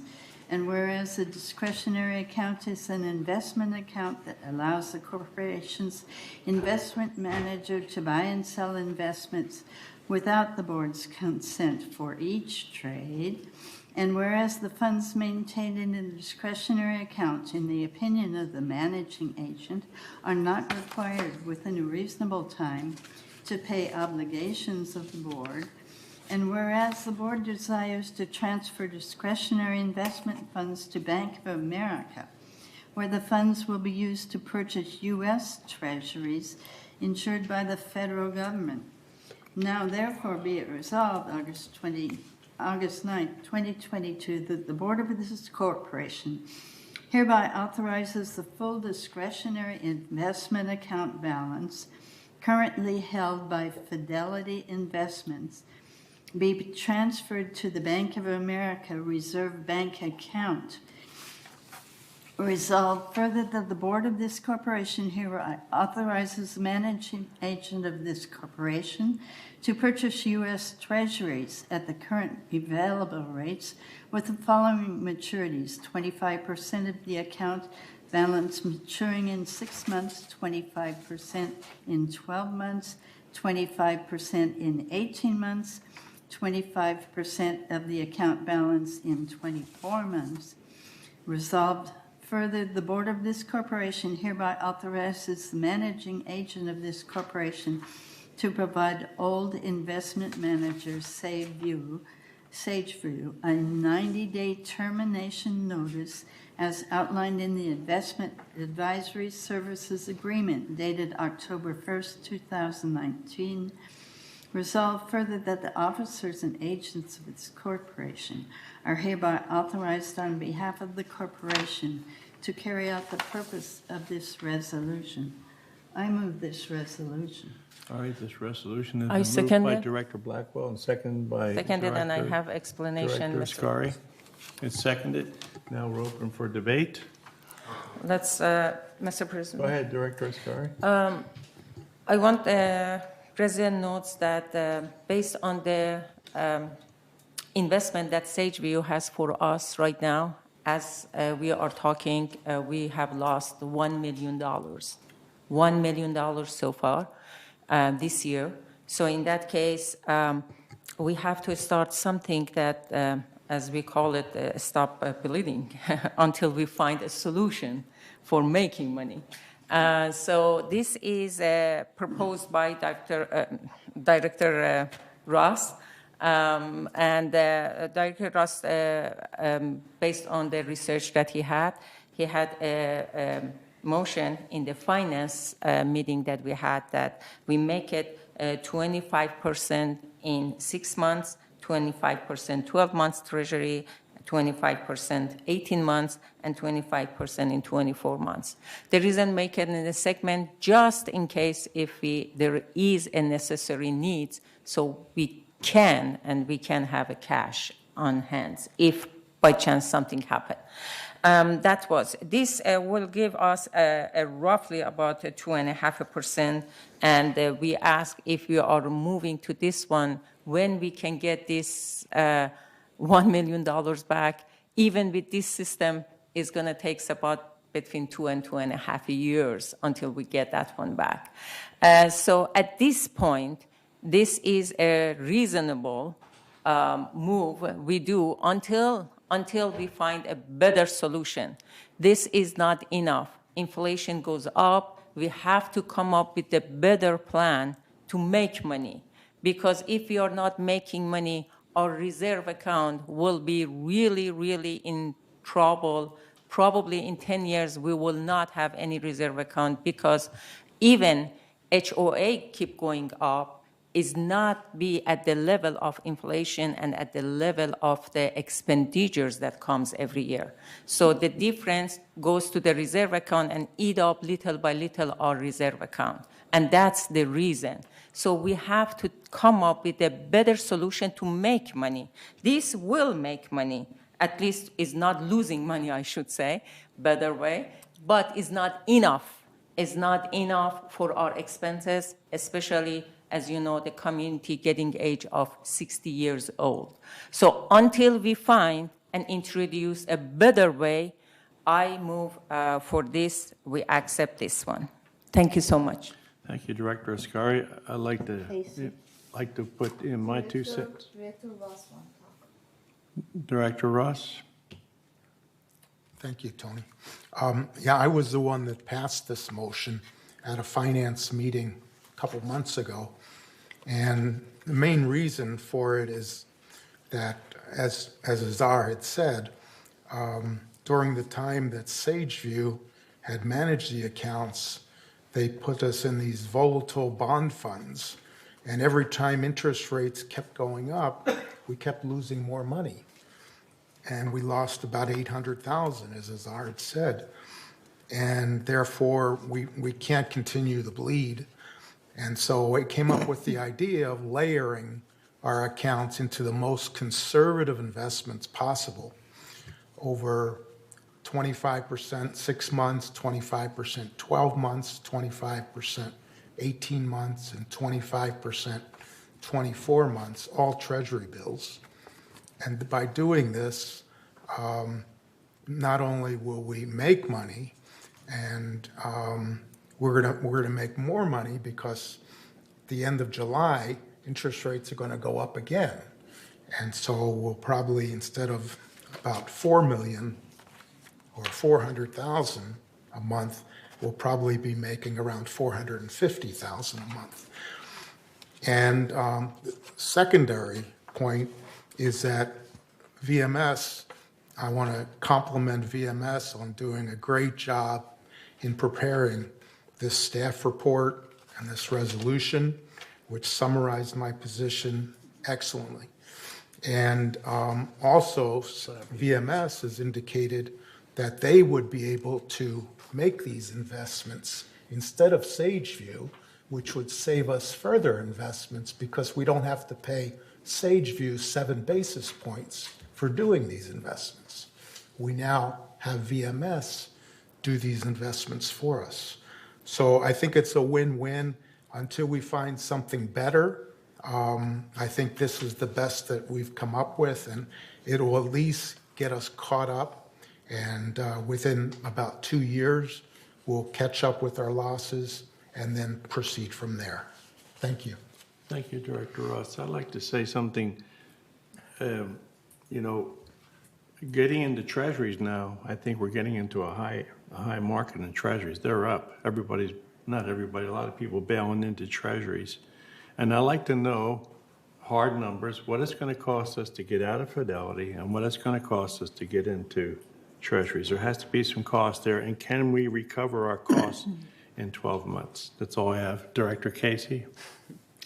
Yeah, I'm really against this. And so I just want to say that these losses that they're talking about, they're unrealized. And treasuries have unrealized losses too. You know, if we got into treasuries and we needed the money, the market value would be different, you know. So it's hard to get the exact treasuries you want. So we have short-term index funds, which total like 522,000 as of May. I don't have the current statement. And so those are going to mature. And so that 521,000 is not going to exist as an unrealized loss.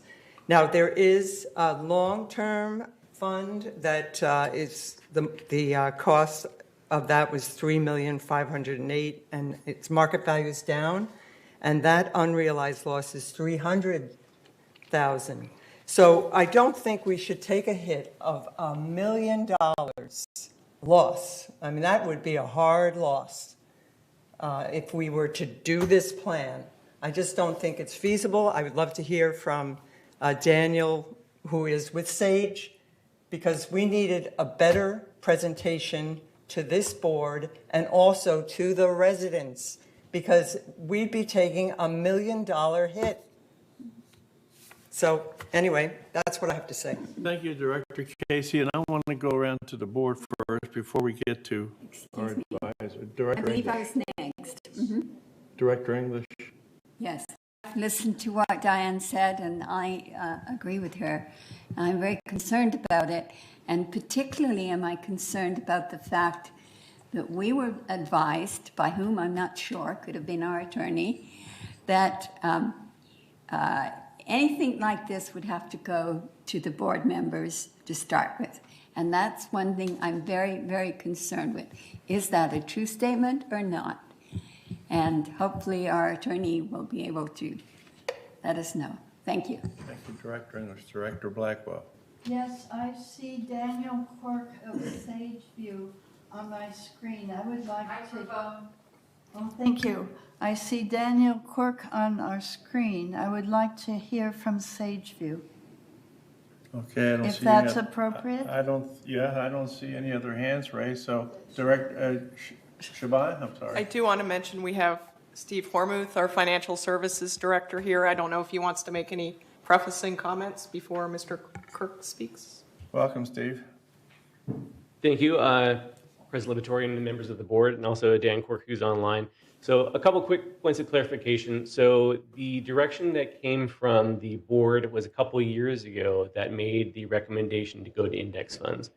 So I want you, the board and the residents, to have as much money as possible. So, but just a clarification, it wasn't Sageview who directed the investment to move from treasuries to index funds.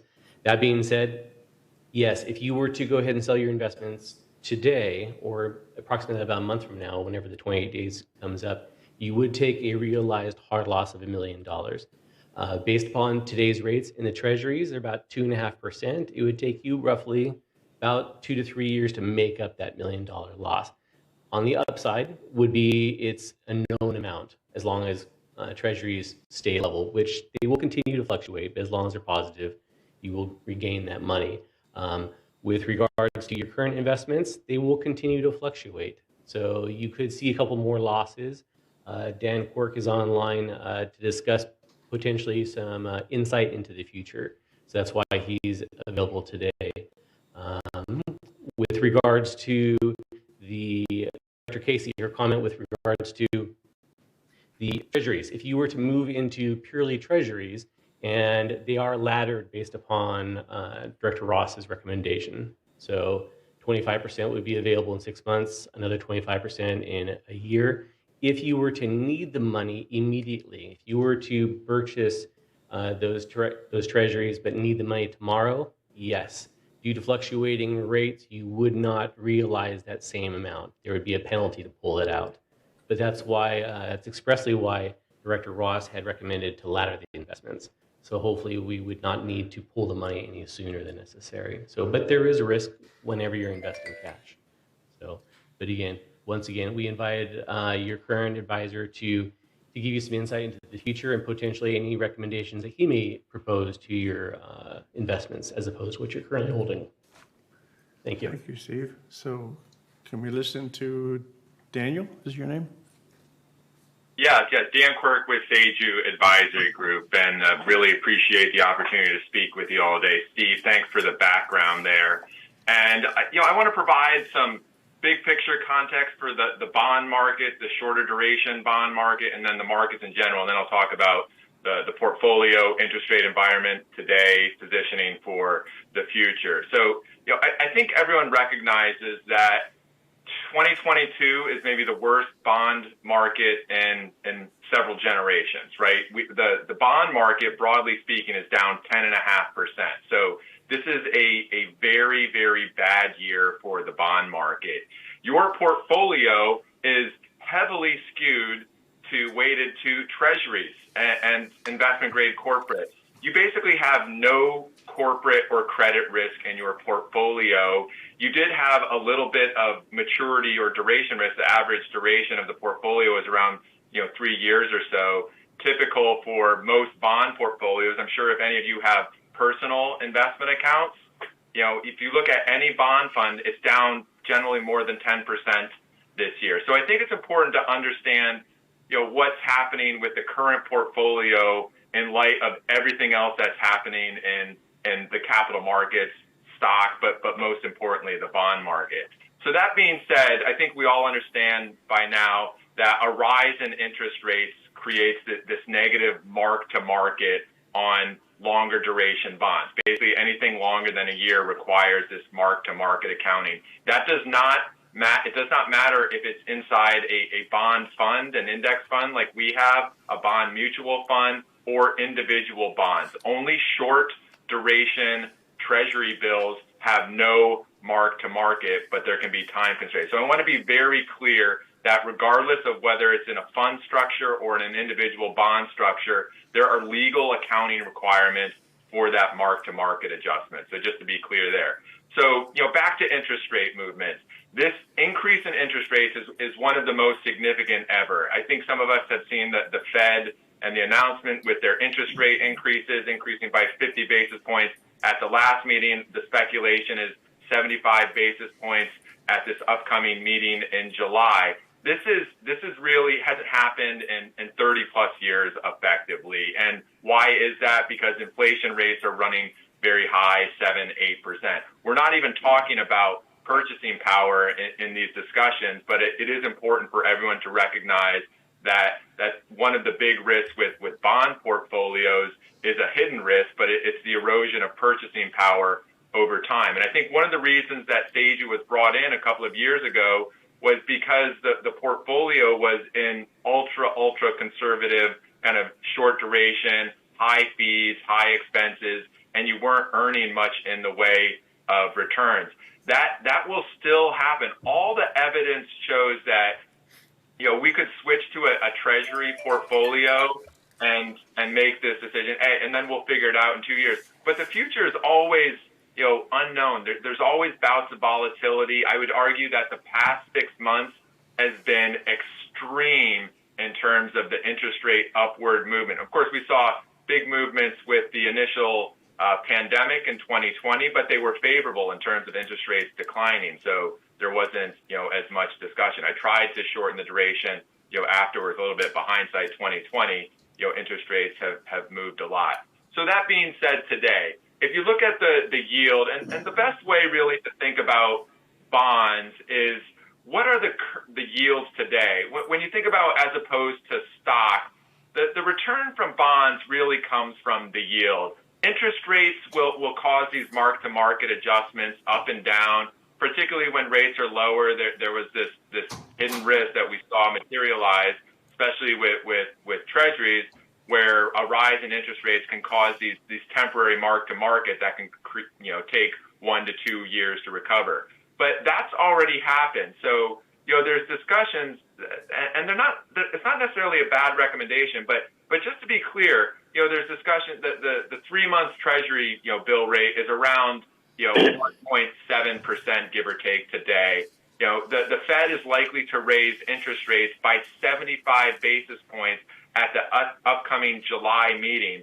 So in the next few weeks or so, we could have 3-month Treasury bills kind of yielding near 2.5. Usually there's a little bit of a discount, so maybe 2.2, 2.3%.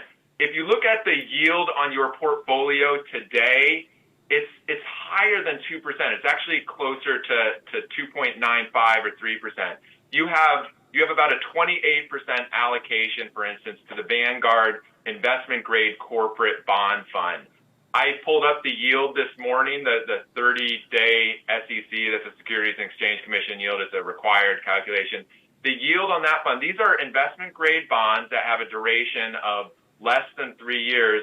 It's about 4.05% is what I saw.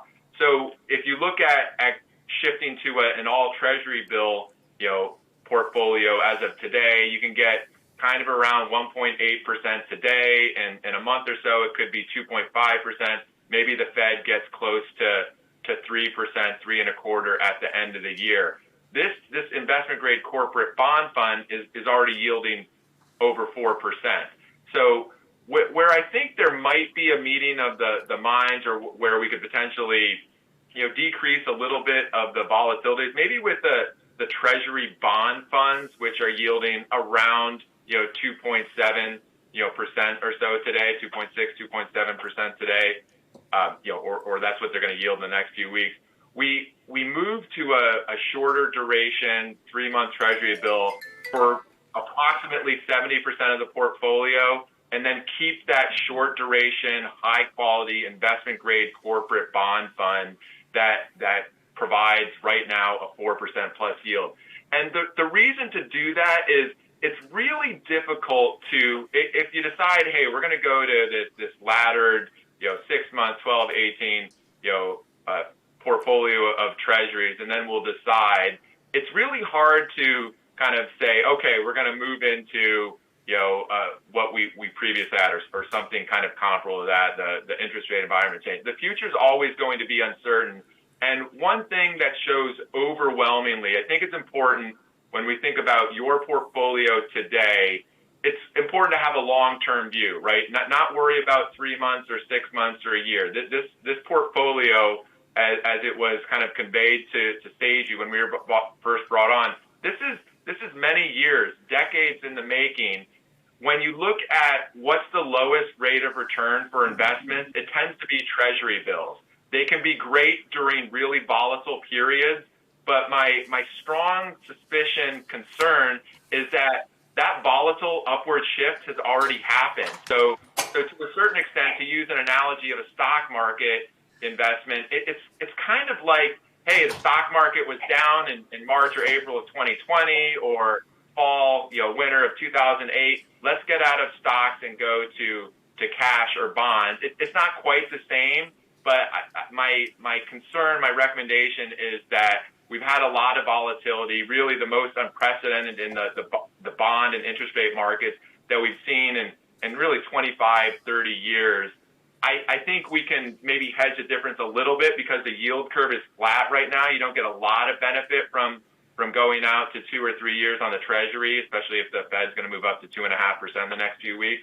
So we could, balance by keeping that corporate bond exposure, because that diversifies a little bit of your return by having high quality, corporate spreads, which right now are going to yield you around 4.1%.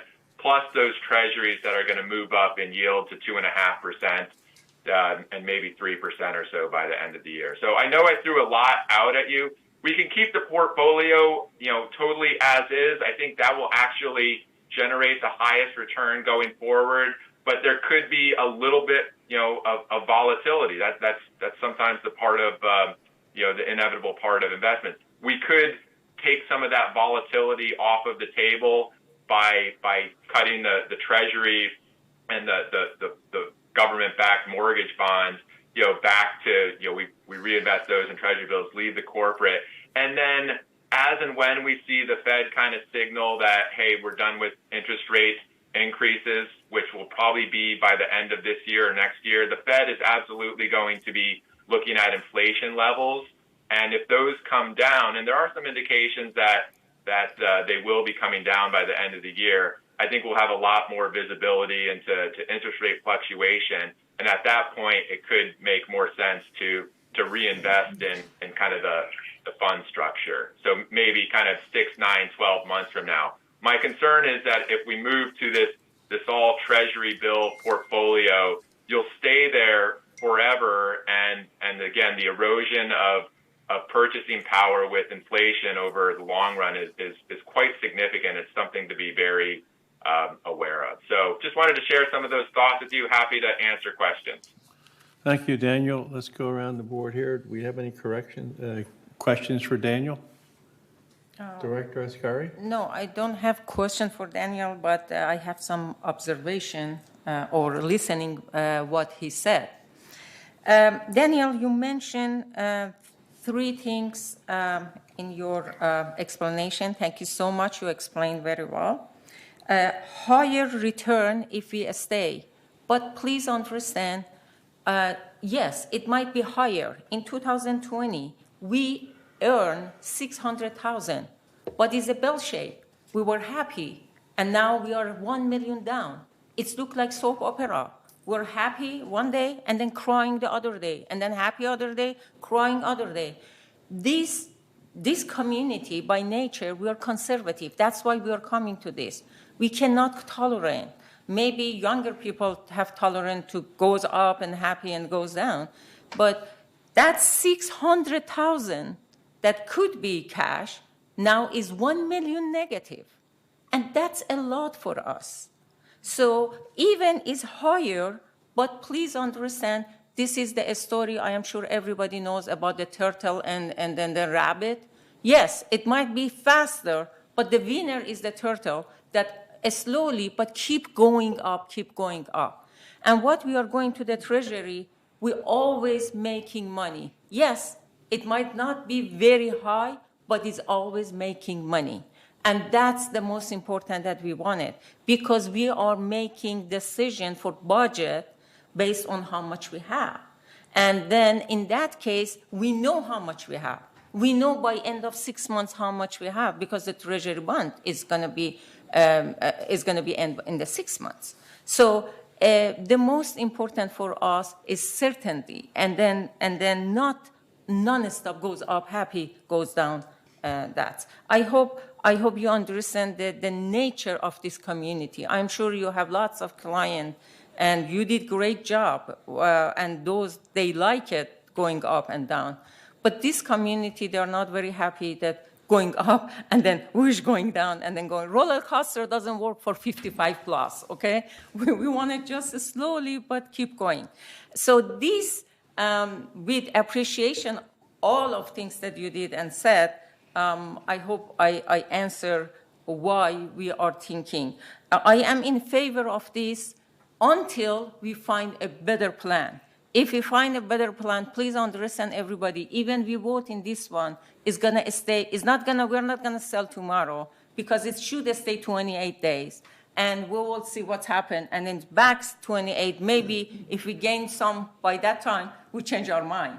So please understand, if we voted, and this is a stop bleeding 1 month. Third did it. You're saving, I don't know, you're working for that or not. Thank you, Director Ascari. Okay, thank you so much. But third isn't positive right now. Thank you, Director Ascari. Director Blackwell. I don't like, I'm very conservative, okay? I don't like cutting now. We are probably at the lowest of the low. No. That is the worst time to sell. So I held on to a lot of stuff through my career, and eventually it all came out quite well.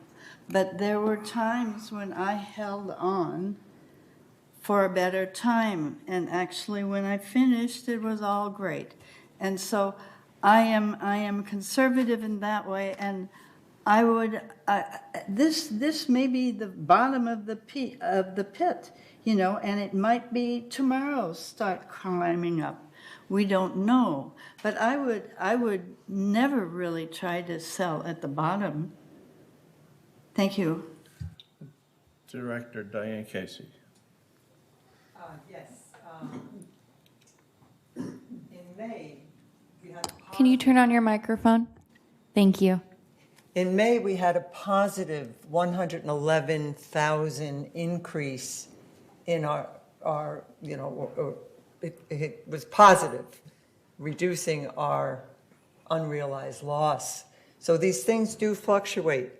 And, you know, but yet we do have a guarantee that we can, you know, reach maturity and have our investment.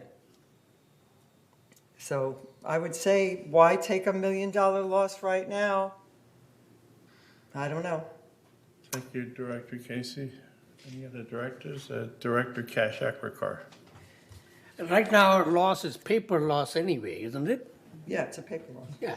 So what is the sense of moving the money when we are at a low end?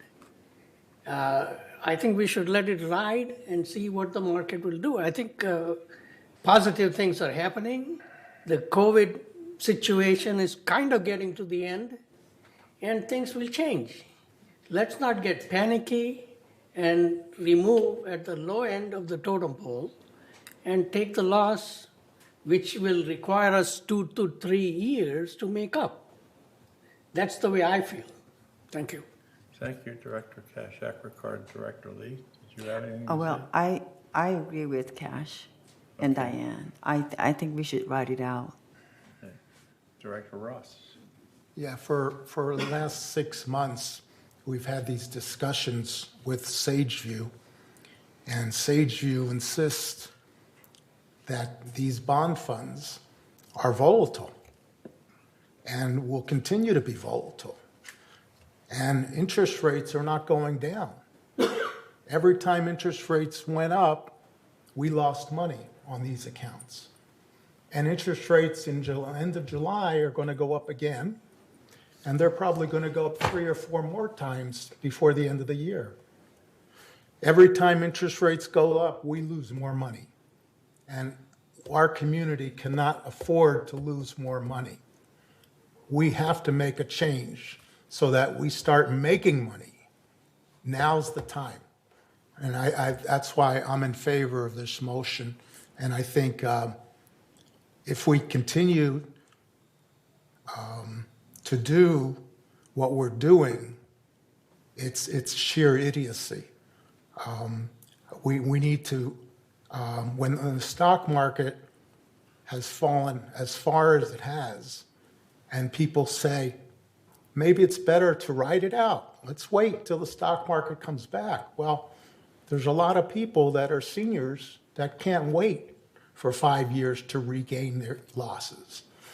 And therefore, personally, my feeling was that I got out of the stock market about 6 months ago and have it all in cash. And I'm waiting for the right time to get back into it. And I'll probably invest my money in T-bills or CDs because it's a much safer investment than the stock market or the bond market. And personally, I think this measure, although it might be unpopular with some of you because of the loss that we were going to entertain, I think it's the most important thing that we need to do to get us in the right direction and to start making money. And although it's more conservative and may not pay the returns of the funds that we're currently in, it's a more safer investment.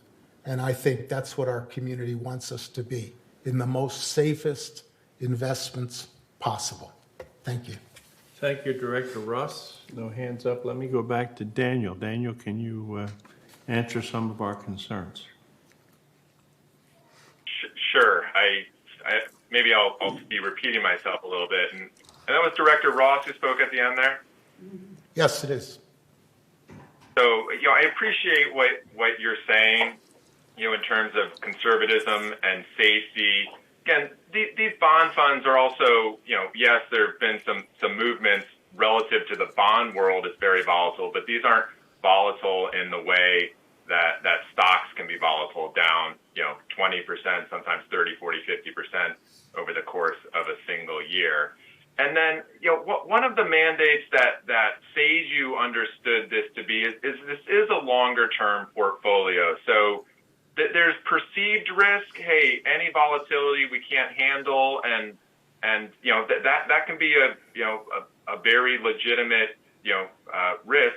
But there's also actual risk. It is the duration and the need of this portfolio, over the next 3, 4, 5 years, is it to be liquidated? That's not how certainly Sageview understood the portfolio. So I want to absolutely, kind of respect and acknowledge what you're saying in terms of, residents want safety and security. But at the same time, this is a longer duration portfolio that's been existent for, my understanding is decades, and that will likely be the case going forward. So, again, when we think about the yields and the returns on the portfolio today and bonds today, there could be a little bit more volatility in the second half of the year, but I'm already starting to see a lot of signals that it's starting to tamp down a little bit. The bond funds will always have a little bit more volatility than Treasury bills. But that being said, I think staying the course does make sense. We are seeing, just from independent of these conversations that we're having, we have seen a big shift in the interest rate environment. So I would be making some changes anyway. For instance, the yield curve is very, very flat right now. So there are probably some changes that I'm going to be making, regardless of, if you decide to stick with SAGU and the index fund structure. There will probably be some tweaks and adjustments that SAGU makes anyway. So appreciate that there's differing points of view. I wholeheartedly agree with the mantra of staying the course. There's a lot of rationality in the portfolio. I wouldn't call this an overly risky or aggressive portfolio. You look at the holdings. You own Treasury bills, Treasury bonds that are 2 to 3 year in duration. That's the vast majority of your portfolio. Another 28% is investment grade. These are AA, single A, triple B bonds that have an incredibly low risk of default and an outstanding history. Those are duration. Those companies like Microsoft and GE, with maturities of 2 to 3 years. And then you have government-backed, mortgage bonds. These have the full faith, and credit of the United States government. So when you actually look at what is in the bond funds, this is what you want to invest in, Director Ross. It's just that in hindsight, we've had this incredibly, steep spike in interest rates that make it look like it's a volatile group of investments. But if you look at the underlying investments, these are Treasury bonds that are maturing in 2 or 3 years, and corporate bonds that are high grade quality maturing in 2 or 3 years. So there's a lot of conservatism. It's been an unfortunate interest rate environment. SAGU, of course, wishes we had the benefit of 2020 hindsight. I would, of course, reposition, but things happen. I think we can't worry about what happened over the past 6 months, but where are we today and what's the best strategy going forward? And I do think a significant amount of staying the course. Your portfolio is incredibly conservative in a lot of ways, and I think it'll generate a slightly higher return than moving to Treasury bills. And then the real kind of risk of moving to Treasury bills is, when do we decide, are we going to try something different, or are we just going to stay in lower yielding Treasury bills forever? And just as a reminder, a year ago, you were paying negative rates of return to buy a 3-month Treasury bill. That's how bad the Treasury bill market was last year. You couldn't even earn a positive return. I talked to a lot of the bond buyers on the trading desk at Fidelity. They weren't deeply negative, but negative 3-month Treasury bills. Obviously, we're not here today. We have a much higher interest rate environment, but even Treasury bills 6 months ago, 8 months ago, were very unattractive, especially when you think about the inflationary environment we're in. So hope that addresses some of your comments there, but happy to answer more questions if there are any. Thank you. Michaela? Yes, there was a member comment that I put up on the screen. I'm not sure if that member wants to speak or not. Okay, I can't read it, to be honest with you. It's from Christine O'Hara, and they said, why didn't Daniel pull us out to save the loss earlier than this discussion today?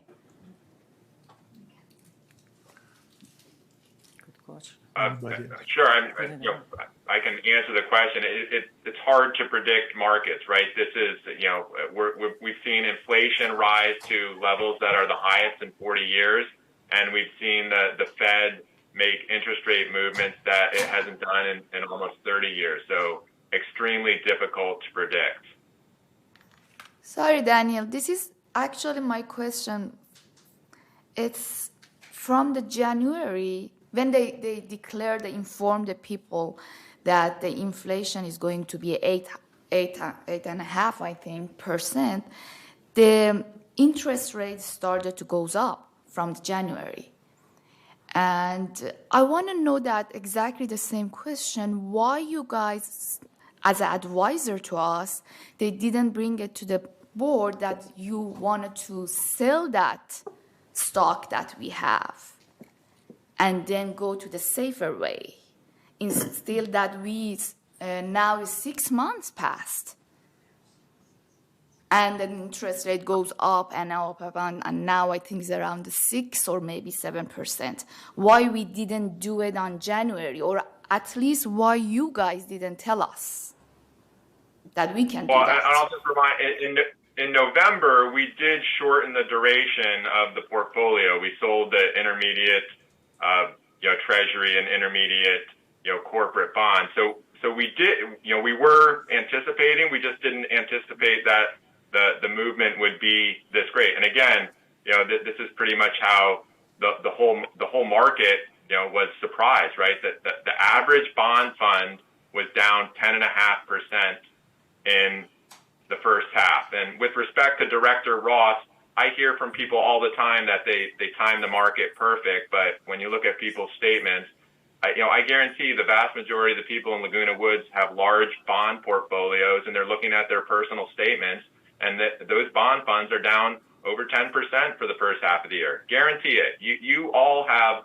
a lot of colleagues that have bond funds and investments that are down 10% this year. So again, we need to understand that the performance of this portfolio isn't unique. It's down 4 or 5%, but the performance of the bond market is more than double the decline. So it's important to understand the context here as well. Okay, Dana? All right. Director of English. Yes, I have actually asked this question before, but have not got a definitive answer on it. Is it true or is it not true that we would have to get members' votes in order to go to this new method? Well, I think that's not Dana's concern, right? That's not. Pardon? We would have to go and post it, right? Does We this are have to come posted, from the but it is residents? at the direction of the board. This has to come Yeah, from the right. residents. We don't. So we go don't to- know the answer to that, We- is what we- the answer is. We don't go to the residents for our investments. Yes. We don't ask them. Yeah. That is the duty of the board to The make board. the best decisions we can. We don't send it out to a ballot. Correct. No, we don't do that. We can't. I mean, we really can't. Director Casey? But do we post it for 28 days? Yes, but I was before Diane Casey. My hands is Okay. up. All right, thank Director Rice. Director Torn. Thank you for the opportunity. Just so happened I've been reconsolidate my investment lately, and I put half my investment in the index fund and half my investment in cash. Okay. The situation at this point is inflation going to be a problem? If we look at the war, that's the one reason for the inflation. It's not going to finish by maybe till the end of the year, the way it goes. Okay, and that results in shortage in energy. Will that be resolved in a year or so, half a year? Well, Biden is going to Arab and Saudi Arabia, and it's not seems like that based on the report, it's not going to get any better, any good response from them. Okay, so inflation and recession, the consumer tariff will not reduce, so the cost will still be high for the residents, for our citizens, for U.S. So I don't think the market prediction is that the market is not going to get any better, and people projected a maybe 20% drop. So the answer at the strategy at this point is: should we bail out right now and then come back in when it gets to 15% drop? Okay, that's my prediction at this point. Of course, I have my money and I invest in that way. And I've already put money in currently in case it goes up. Okay, then I'm going to make money on that. If it's going to drop, I'm going to put back the rest of the half in there and then make money on that. But if we look at the Standard & Poor history, okay, which I have on my desk at this point, in January 2000, there's a .com bust, and it dropped down from 1,500 to about 800. Okay, that's about 30%, 25% drop. Okay, and in the real estate market, in January 2007, it was about 1,530. Okay, March 1st, 2007, and it dropped down to about 730. That's about 50% drop. And then since then, the market has skyrocketed.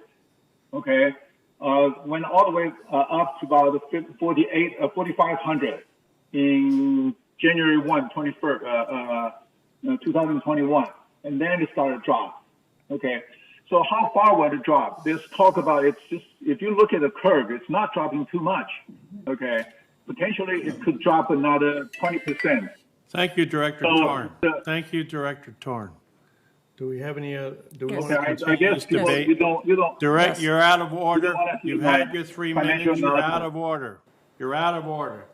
Director Ascari. Thank you, Mr. President. Let's recap some of this debate that we had it. First of all, Daniel, if you remember, at that time we had 100,000 down. I suggested in the finance, and you came and gave a presentation to us. And the scary things was at that time people says why we should take 100,000 loss. And now we are end up with $1 million loss. So I am not that as expert as you, but at that time, I care about a reserve fund money the way I care about my money. I cash all of them by myself, my investment. And I am so happy for that. But I suggested that one, and of course, board didn't decide it. So let's recap. Some director asked, is this paper loss? I should mention the gain is paper gain too. So it's the same way. Until it's not real cash, everything is happy, a smile, and this. So no, we should not think about that way. We should think if we need the money at this moment, that's why reserve for, we all lost $1 million. And we have to invest in a way that if we need it, we're not losing. Another director says why we should take the loss now. If you take the lost 100,000, we shouldn't take the lost 1 million. And if you are not taking now, you're getting more in the next month coming. The news is everywhere. Nobody has crystal ball, but we can read the news. What's going on? It's going to go down. So the good example, if you want to say example, is Third. Third did a few months ago when we said it, do it. United didn't, but Third did. But Third is starting to making positive now. Not only Cobble is starting to being positive because they switch it to this one, to this. So yes, there is an example that you can see. Please go and see Third Financial so you can see the difference. So these are all when you talk it in the different.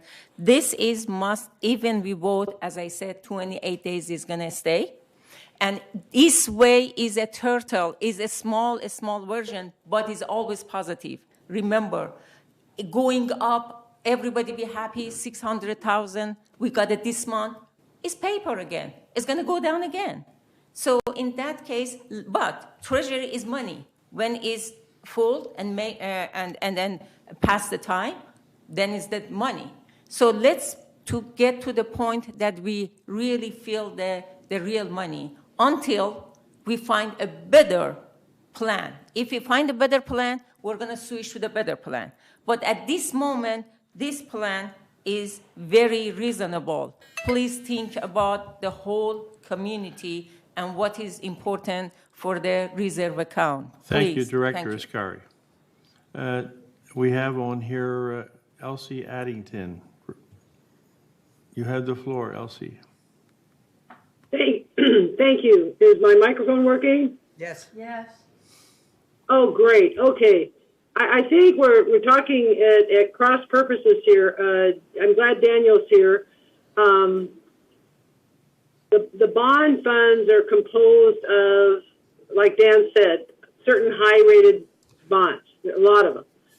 And we paid a certain amount, whatever the going rate was, when we made that purchase, which incidentally was at the direction of the previous board. So Dan didn't just make this up. He would have been glad to put the money wherever he wanted. I'm not married to Dan, but I was there, and we told him to put a certain percentage of our investment into these bond funds. Well, okay, we paid a certain amount. Now the price of those bond funds has decreased because of all the reasons Dan out. But it's just like Dan outlined. It's just like if you bought a house for $500,000, and all of a sudden the market goes down to $250,000 for your house, and you go, oh my God, I'm going to sell the house before it goes down any further. Well, the difference between the house analogy and the bond analogy is a house doesn't have a face value. And the bonds, if we wait until the bonds mature, and these are companies, again, big companies like Dan mentioned, big companies, they're obligated to pay us or pay the fund a certain amount of money. And that's the same amount of money that was guaranteed when we purchased the bonds. So if we hold on, like Diane said, if we sell now, we're going to lose. We no longer own those bonds. And when they mature, somebody else is going to buy them while they're cheap. And when they mature, they're going to get the benefit, and we're going to lose the money. And Azar makes a good point. If we need the money, it won't be there. Well, we've got millions and millions of dollars. If we get to the point where $1 million is going to kill us, then we're doomed anyway. So I just wanted to point out those observations. Diane's exactly right that unrealized loss will become a recognized loss, and we will lose $1 million, and we're going to shoot ourselves in the foot. That's what I believe. Dan, can you elaborate on it a little bit? But Elsie, thank you for the history when Sage was first brought on, so appreciate that. And yeah, I agree with and acknowledge, all of the things that you're saying. I think, it's not to beat a dead horse here, but interest rates rose significantly. Again, this wasn't just a small, increase in interest rates. This was the largest increase that we've seen in 30 years. So this is really quite unprecedented. And when you think about your portfolio, that was always the key risk, interest rate risk. It wasn't, credit risk or stock market risk. It's always interest rate risk. So yes, I'm a big believer of keeping, our eye on the long term. I'm a Warren Buffett disciple. He's more famous for stocks, but it definitely applies to bonds as well.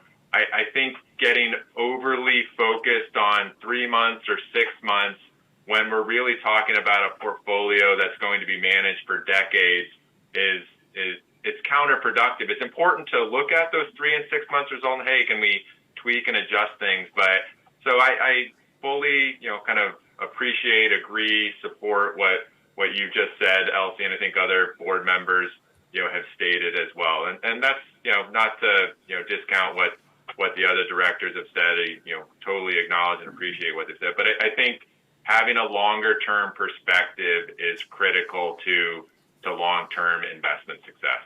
And could you confirm or deny the maturity date and what happens at the maturity date of the various bonds that are within the fund? With the bond fund managers, it varies a little bit. For instance, the Vanguard Treasury Bond Fund, they're investing for, the maturities or the average duration. They have thousands of bond funds in the fund. Ditto for the Fidelity Fund. Oftentimes, they will hold some of those bonds to maturities. Sometimes the bond managers, again, this is a very, very narrow universe within the bond world. These are treasury bonds that have, $1 1 month to 4 or 5 years of duration. So some of those bonds, they absolutely hold to maturity. Sometimes they'll get bids. Like I mentioned that example a year ago. We would have had to pay a negative rate to get a 6-month treasury bill or a 3-month treasury bill. So sometimes a bond manager, if they're on the other side, if someone's saying, hey, someone's going to give me a really nice price, they'll sell at that nice price. So not every single bond, just to answer the question, is held to maturity. Some of them absolutely go to maturity, but the bond managers, again, within this very, very tight, narrow universe of treasury bills, they hold some to maturity. Some if they see a favorable bid on the other side, they'll take that. But for the most part, they're keeping the duration or the maturity for the Vanguard one at about 2 years, 2.25, 2.5, and then the Fidelity one is around 2.8 or so. So not every single bond is held to maturity, but many of them are. Thank you, Daniel. Director Casey? I just wanted to make a point about Third. So Third made their change in January to switch to treasuries. And, they have fluctuating balances too. I mean, where they have unrealized losses if they were to sell, It's just they don't put it on the books because they treat their accounting differently. They don't recognize the unrealized losses. And they probably had a turnaround in May like we did. We had a turnaround of $111,000 positive. So, these fluctuations happen. And, it would be a shame to take a loss of $1 million. Thank you, Director Casey. Are we ready for the vote, or we want to continue Yes, the debate? please. Let's go for the vote. I mean, Can we have a vote for 28 days? Yes, for 28 days. Yes. For- So a vote somebody for 28 days? we're voting on the addendum 13A. Do I hear a Yes. motion for a vote? Yes. I vote no. All right, wait, so we have a motion to vote? And Yes, we have a and I second? second it. What's I the second it. motion? I What's the second. motion? It's right down. We'll read it on the addendum. Okay. I can't, I got one eye. Discretionary investment to change to treasuries must postpone for 28 days for member review and comment. Correct. Okay, In so order it's- to comply. So it's a postpone, okay. So this Postpone. vote is to postpone, is that correct? Shimon? No, this vote is to pass this one and wait 28 days, no cash. It That says means we're not postpone, doing. postpone, postpone. So this puts it on a freeze right now, and we think about it for 28 days, and then if we're ready, we make a decision. No, you So does read the it board in the understand wrong that way. We're voting on You know better, Maggie. You said Wait, July you're not initial. supposed to use another director's name. Oh, sorry. I'm sorry, Mr. President. Yes, you're right. Siobhan, did I state that improperly? Yes, because normally any Wait. motion. You don't have the floor, Director Ascari. Okay, any motion. Yes, So it would be. read the motion again so we know what we're voting on. It is the recommendation in the staff report. Yes. Which The which reads, the Finance Committee recommends transferring the total discretionary investment account balance held by Fidelity Investments to Bank of America, where the funds will be immediately used to purchase federally insured treasuries with maturities of 25% 6 months, 25% 12 months, 25% 18 months, 25% 24 months. Concurrently with the transfer, the Finance Committee recommends the board approve a 90-day termination notice of investment advisory services performed by Sageview Advisor Group. If the recommendation is introduced today, the resolution would be put on 28-day hold and voted upon by this board at its next meeting. Correct. Thank you, Siobhan. Yes. So now the debate is over, we're having a vote. Everybody in favor of this motion signify by raising your hand, please. All right. And Director ask- Bastani, how do you vote? I vote yes. Director agree. Torn, what's your vote, Director Torn? I vote yes. Can I have those opposed raise their Wait, hands? I'll call the meeting, Thank you. please. No, All you those are not against, no. You- raise your hand. This is no. Oh, this is no? Yes, Okay. this is no. 4 no's and then the rest yes. Okay. So Michaela, do you have the vote count, please? I didn't get it. Can you guys keep your hands raised, please? Thank you. All those against, raise your hand.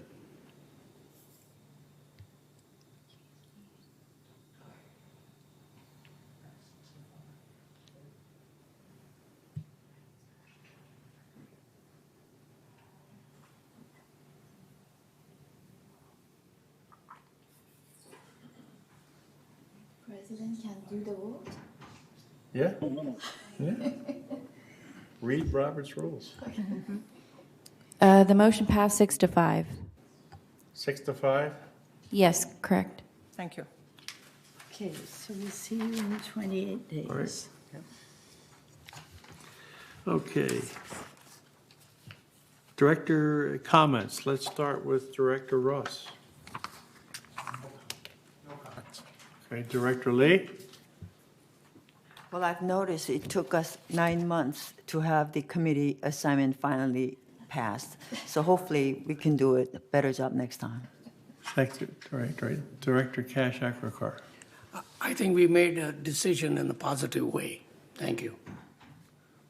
Director Diane Casey. Well, could I ask a question? You said it was 6-5. Who were they? Because I'm not. You are all 11. We are 11, You 6, were 5, Okay. remaining 6. Okay. Yeah, President Liberator voted as Okay. well. Yep. Solve the problem? Yeah. So, okay. Okay. All right, Director Blackwell. Yes.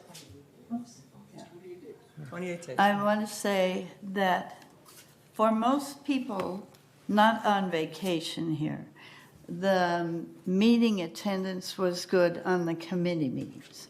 So people increased their showing up at the committee meetings, and I think that's very important.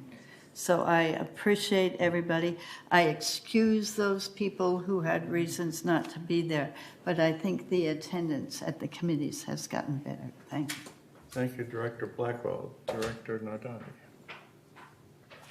The only things I just want to say about the harassment policy, I think the resident, as I understand, they know that we have that policy, but they want it to be more complete. If we can do some things that is coming to the governing doc and you, the people that in the committee, they are talking about it and add some things, it would be great, but I don't know, we should do it today, make a time or date or do some things for it, because it seems that it's very serious. We can put it on Frank, governing hold up. docs. I have the floor. I'm sorry. You don't have the floor. Are you finished, Director Nardani? Yeah. Are you done? Yes, I'm done. Director Ascari? Thank you so much. The only things that I want emphasis again, many conflict or disappointment comes from communication. I highly recommended the communication, especially like town hall or any part that resident can be a little bit more accessible to the VMS staff would be great. Please consider this town hall as soon as possible. Hopefully, we resolve some of the problem that resident has. Thank you. Thank you, Director Ascari. Director English.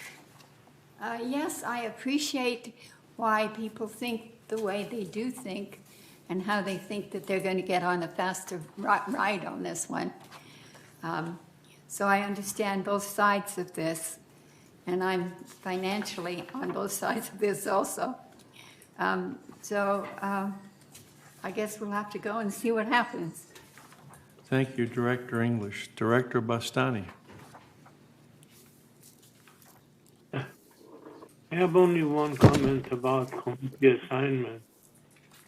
And I believe the chairs on the committee will be selected based on their merits, academic, and historical experience, which is not being done by this board and this president. Thank you. Thank you, Director Bastani. Director Torn. Yes, again, I would like to say that VMS needs to come up with alternatives to ensure they're doing a better job, doing a quality job, reducing waste. And instead of following the same procedure that's not best for the community. And if they have any doubt, they need to bring it up to the board and say, we have a problem here, like compliance. We have a problem here with appliances that we cannot satisfy the residents. What are the alternatives? Can we have a direction on that?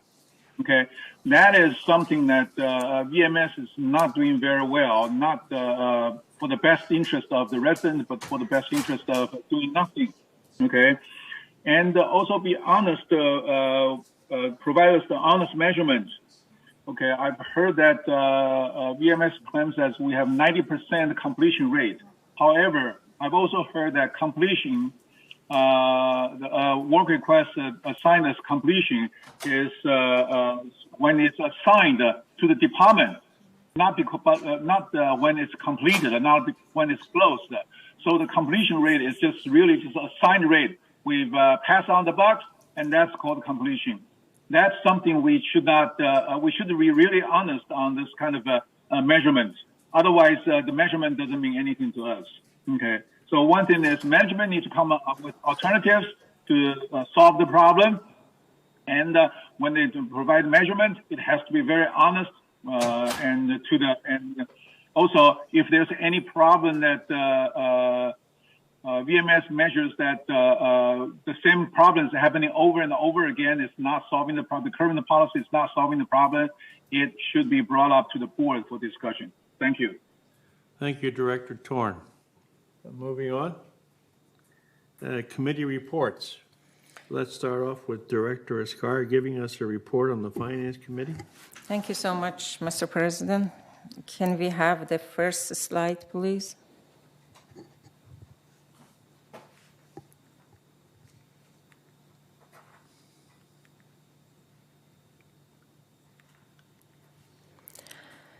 Through the reporting period of May 31st, 2022, total revenue for United was $19 million compared to expenses of $17.6 million, resulting in $1.4 million net revenue.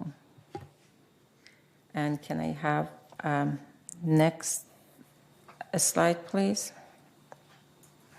In finance, we keep a close eye on the operating portion of our financial result.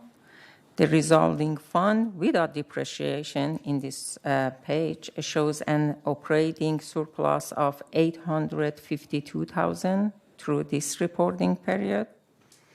This chart shows how much of our revenue went into operation, with $9.3 million coming out from assessment and $665 coming from non-assessment revenue. Of course, we didn't consider unrealized gain, as we discussed today. This is compared to operating expenditures of $9.1 million without depreciation. Can we have slide 3, please? Thank you. This next chart takes the full income statement and compares those results to budget.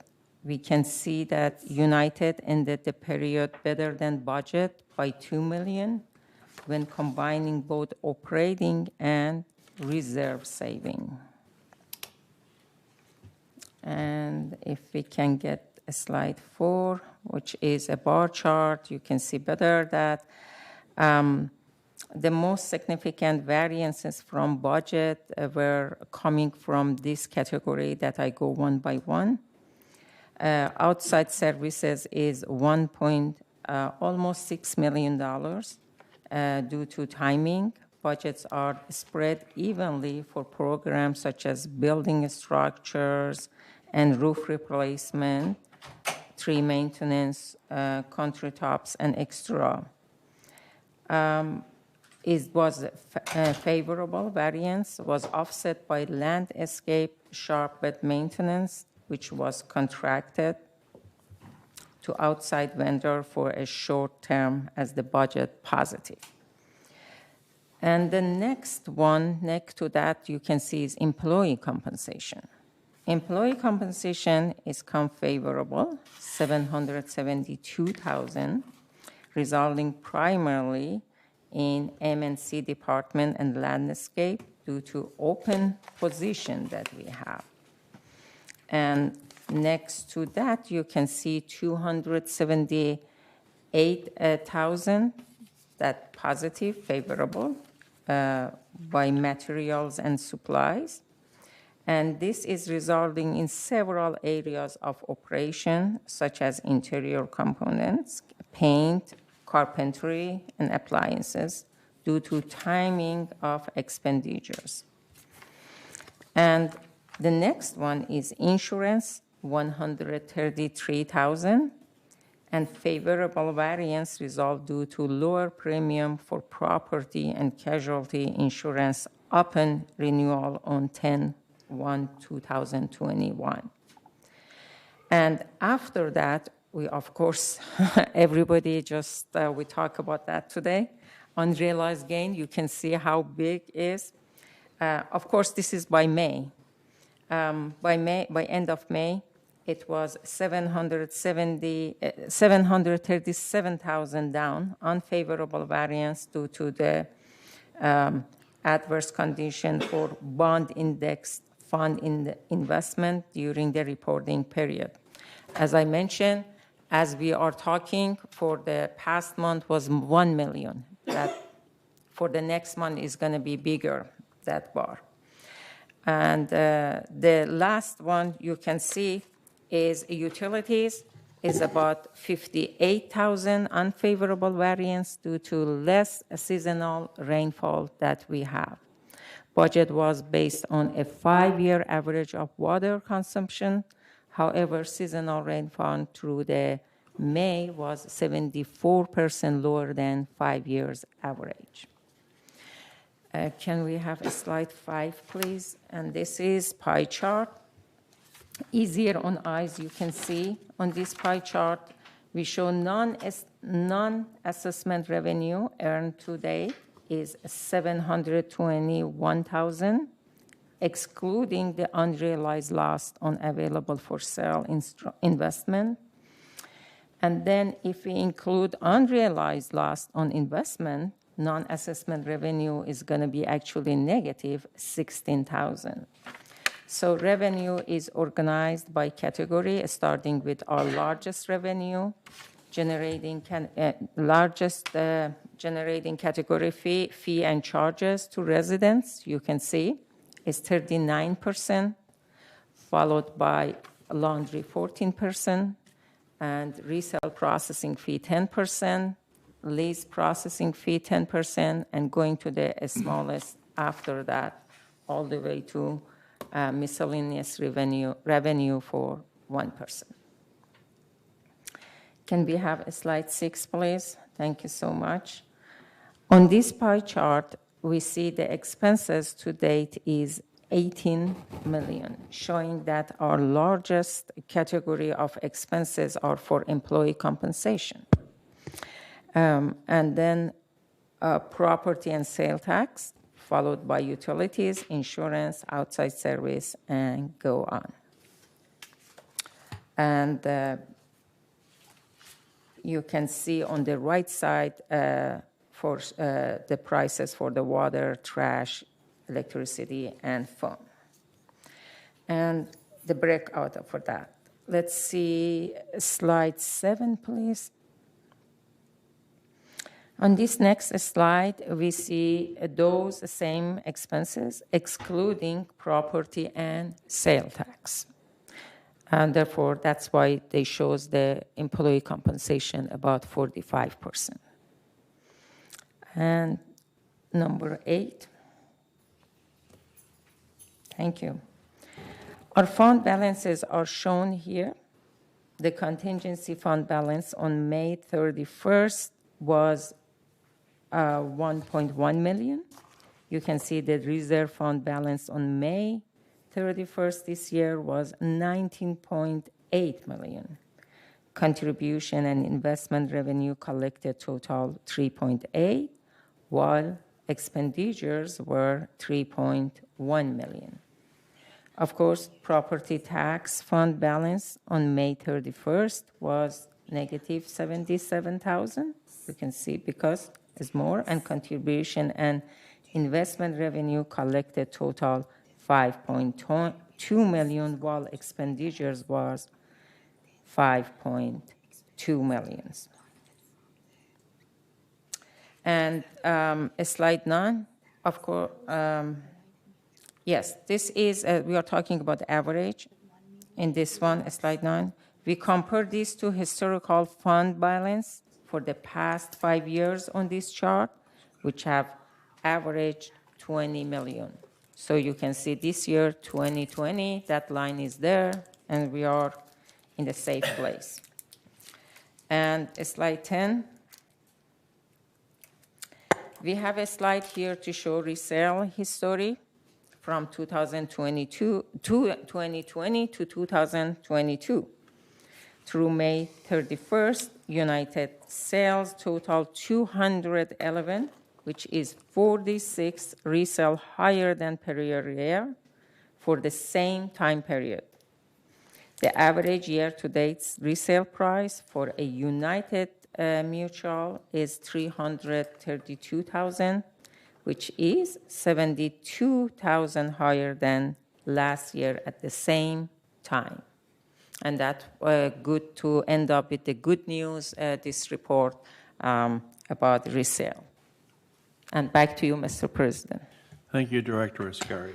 President Liberator, there's a speaker who would like to come up, Maxine McIntosh. Maxine McIntosh, you have the floor. Just some clarification, please. On page 7. Page 7. On page 7, the expenses excluding sales and property taxes. This purple section, net allocation to mutuals 5%. What does that mean? We are the mutual. This is the part of the United Mutual financial report. So what does this mean? There's a net allocation to the mutuals, plural, with an S on it, sure. 5%. If I could just have clarity on that. Absolutely. As you know, when we collecting, Maxie, a very good question. When collecting the money from residents, all goes to one bank, goes to the GRF. Yes. And GRF pay all the workers and other things. Of course, some of them is our job to pay them. So rather than one by one, they collected at the end of the month, and they said our portion is the X amount of the dollars, and they called net allocation. The same, they send net allocation to the third. So because all monies goes to the GRF, they pay, and we pay our net allocation to So that which we share. Thank yes, you. we're sharing. Thank you. Yes, thank you. Thank you, Director Ascari. And move on to 15B, report of the Architectural Control and Standards Committee. We didn't have a meeting in June. However, we will have a meet this week, and we have some work that Bart Mahia has been into, and we'll be discussing that at the next meeting. Has to do with alterations and asbestos. And also, if you're at home and you're interested in this, join the meeting. And it's going to be on July 21st, 2000 at 9:30 a.m., and it'll be in the boardroom. And that's all I have for this meeting. Now we need a report from the Member Hearings Committee. Director Ardani. Thank you. The committee met on June 23rd and June 29. We had actually 2 meetings, and we just, lots of residents coming. The only things that I just want to note it here is that, and I want that if anybody's in the home, they are watching the TV, please keep your final inspection, because in final inspection we have the alteration section, and it's very important.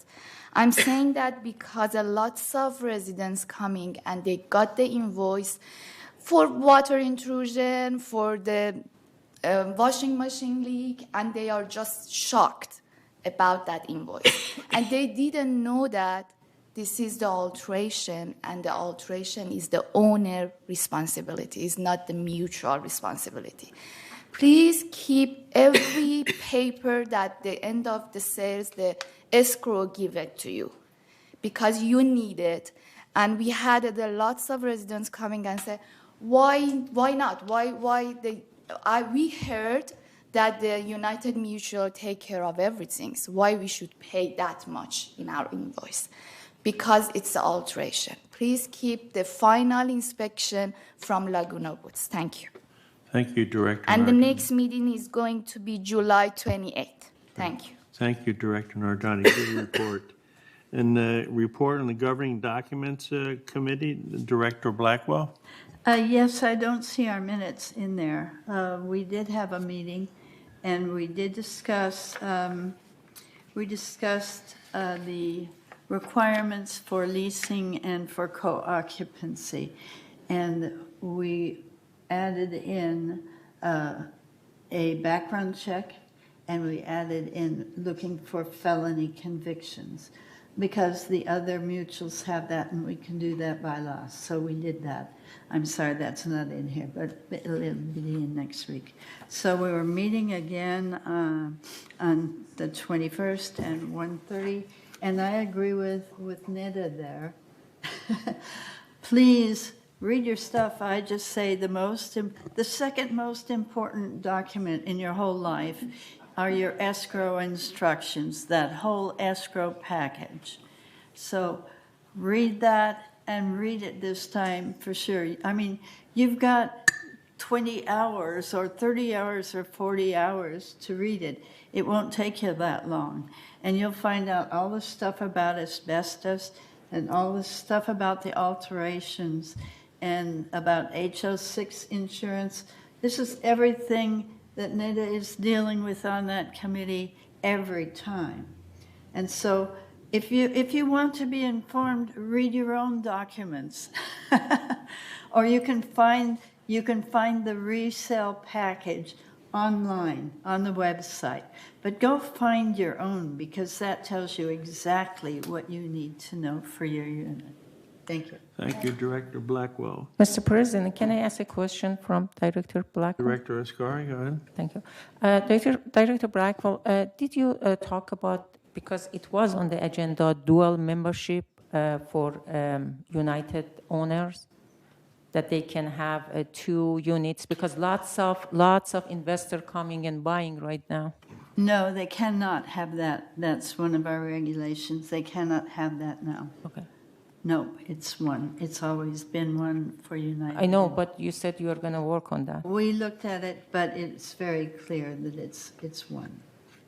And so we voted down any change, making any change to the governing documents for that. Thank you. A report of the Landscape Committee, Director Casey, you might have a lot to say on this, I'll bet. Well, thank goodness not as much as in the past. But yeah, I was in Idaho at that meeting, but I did come online, through Zoom or GoToMeeting or whatever it was. And Maggie led the meeting. She did great, and it was a good meeting. And that was on June 9th. And the next meeting is on July 14th, this week. And so I hope we get a good turnout. We've had some great progress because that tree project was canceled. And now they're trimming the trees. They started. Yes, they started on my section. My section too. Yes, and so maybe this isn't the appropriate time. They should probably do it in the fall, but it's good because they were so overgrown and dying. So it's really good. I'm so happy. And so to comment on Neda too, that, I had a remodel, and so I did have a leak, which they took apart my walls and my ceilings, and it turned out to be a tub I installed upstairs. So I didn't find out until I did an inspection, because I thought I was going to sell, that they were going to bill me for that. So you have to be careful. And then I submitted it to my insurance company, and they covered it. So, with my deductible, but, those things that you do in remodels, in fact, when I had another leak in the wall, if they would have had to go through the bathroom and take down all my tile and all that stuff I put up, I'd be responsible for that. So, you have to consider that your remodels do cost or might be a claim for your insurance. More money. Yes. Yeah, thank you, Director Casey. Can we have a report from the Maintenance and Construction Committee, Director English? Could you tell me what page we're on? We're on page 3 of 4, and we're down on item F. 15F. 15F. That's in front.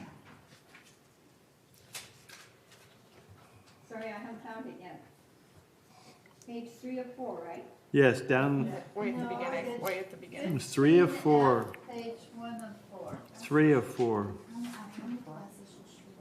M&C is one of them. It's right here, 3 of 4.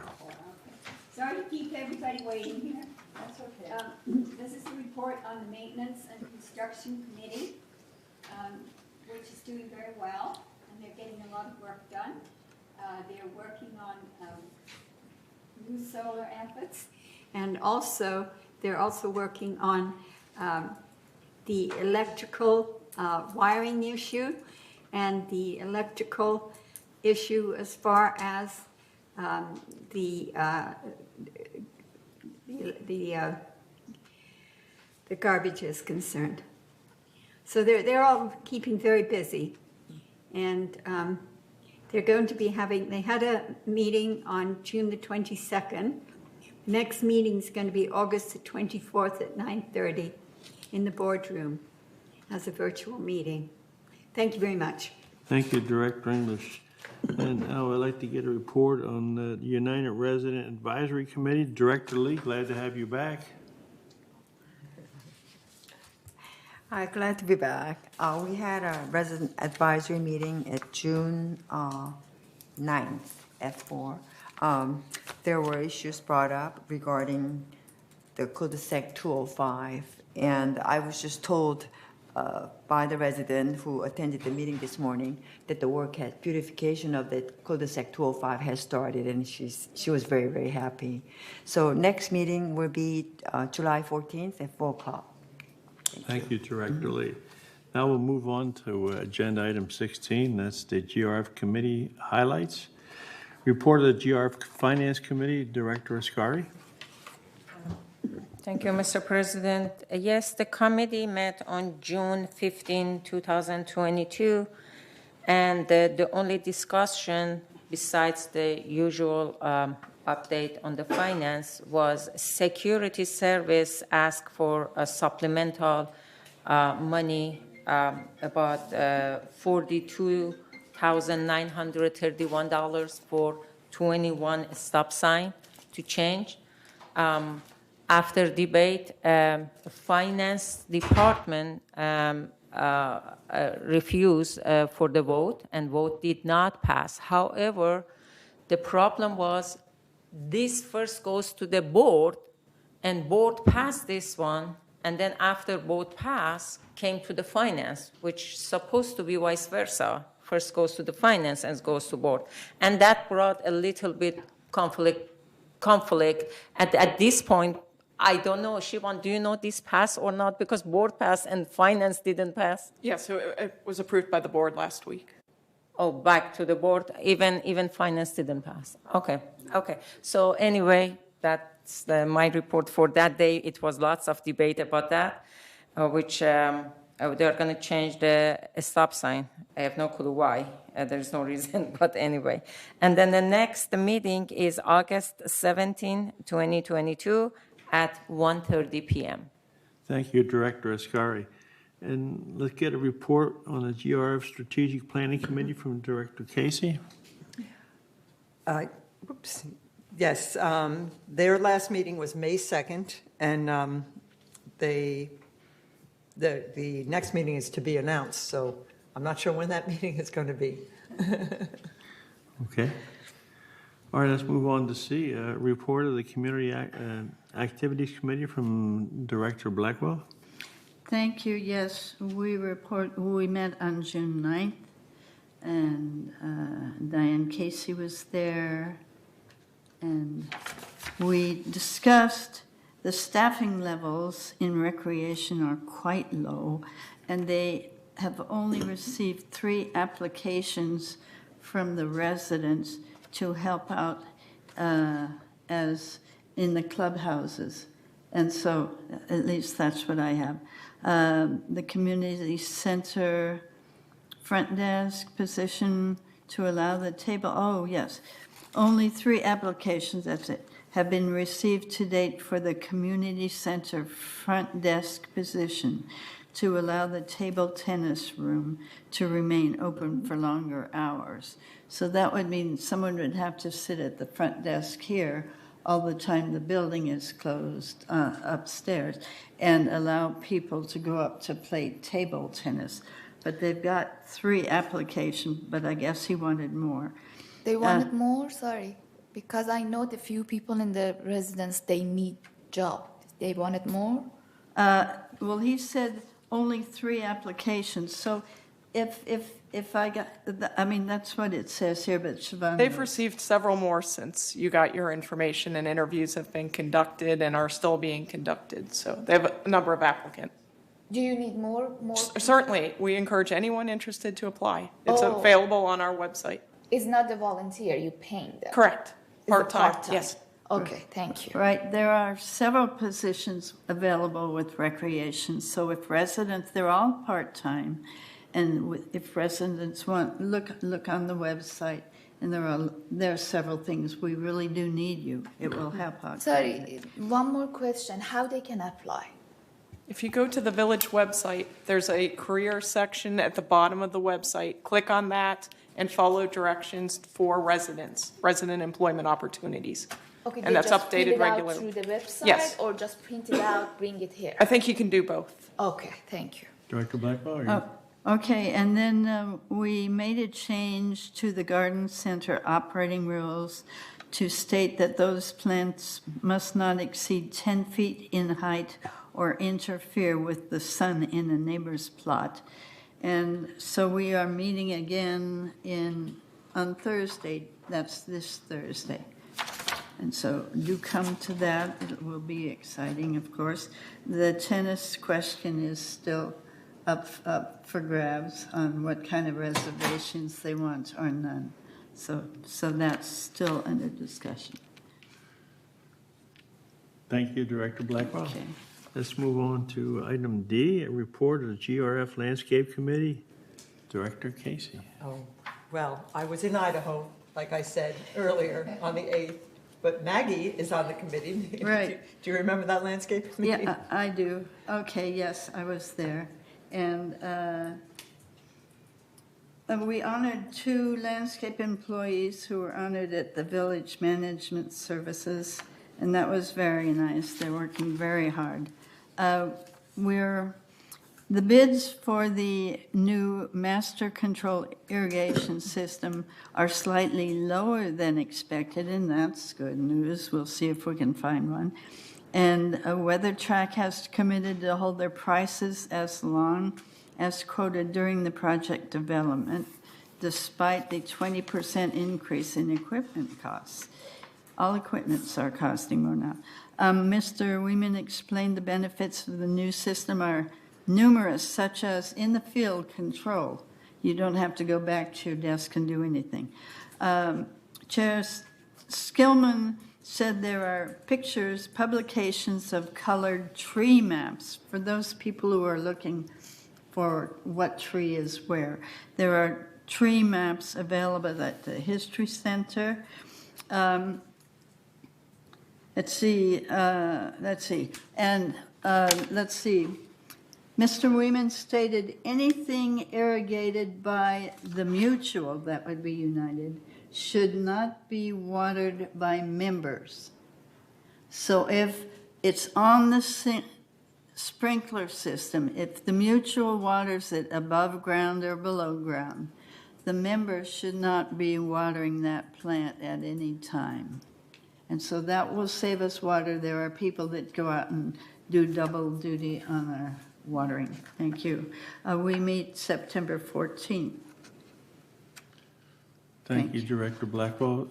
We need a report now from GRF Maintenance and Construction Committee, Director Equicar. We have a new building, Building E, in maintenance and construction to house some of the maintenance people. I hope I'm right when I'm saying this right. Okay, thanks. Thank you, Director Equicar. And the Clubhouse Facilities Ad Hoc Committee, Director Casey. Anyway, thank you. Yes, we met. There were a couple of meetings that we had, and one we were choosing a designer, interior decorator for the beautification of Clubhouse 1 to determine what our standards would be and what kind of a design. So we did make a selection, and then it went to the GRF Finance Committee on June 15th, and so it's moving along. And so their meeting is to be announced. They met June 24th, and the next one is unscheduled. Thank you, Director Casey. GRF report on the Media and Communications Committee, Director Ardani. Yeah, I was sick. I think Maggie was there. I was there. Yeah. Okay, yes, we met on June 20th, and we went over the media and communications activities. We have regular publications in the Breeze, the What's Up in the Newsletter Friday, which, by the way, is a very good source to use if your committee or somebody wants to make an announcement. Let me know, and I'll field it through to the What's Up in the Village Friday release. Some things are urgent and some things are just pleasant. Manor Alterations will continue to do their own news bulletin, and they said that 2 emergency alerts went out to all residents for the May shooting, and that was very sad. The broadband group, GRF holds the ownership of the current cable, TV, and internet conduit infrastructure. The infrastructure, such as the ones owned by GRF, require continuous upgrades and service investment. The current system is aging, and it is becoming more difficult to obtain parts and accessories to keep it running. The speed at which streaming content is overtaking cable TV content is accelerating a faster pace than predicted. The Village television programs are also on YouTube, and also past, of course, board meetings and so on are on the YouTube, so residents can watch the YouTube for a lot of things that they don't think about. If you're looking for something go on there, it's a little confusing to use the first few times, but once you get the hang of it, it has got all kinds of meetings and tapes from everything that goes on to the television.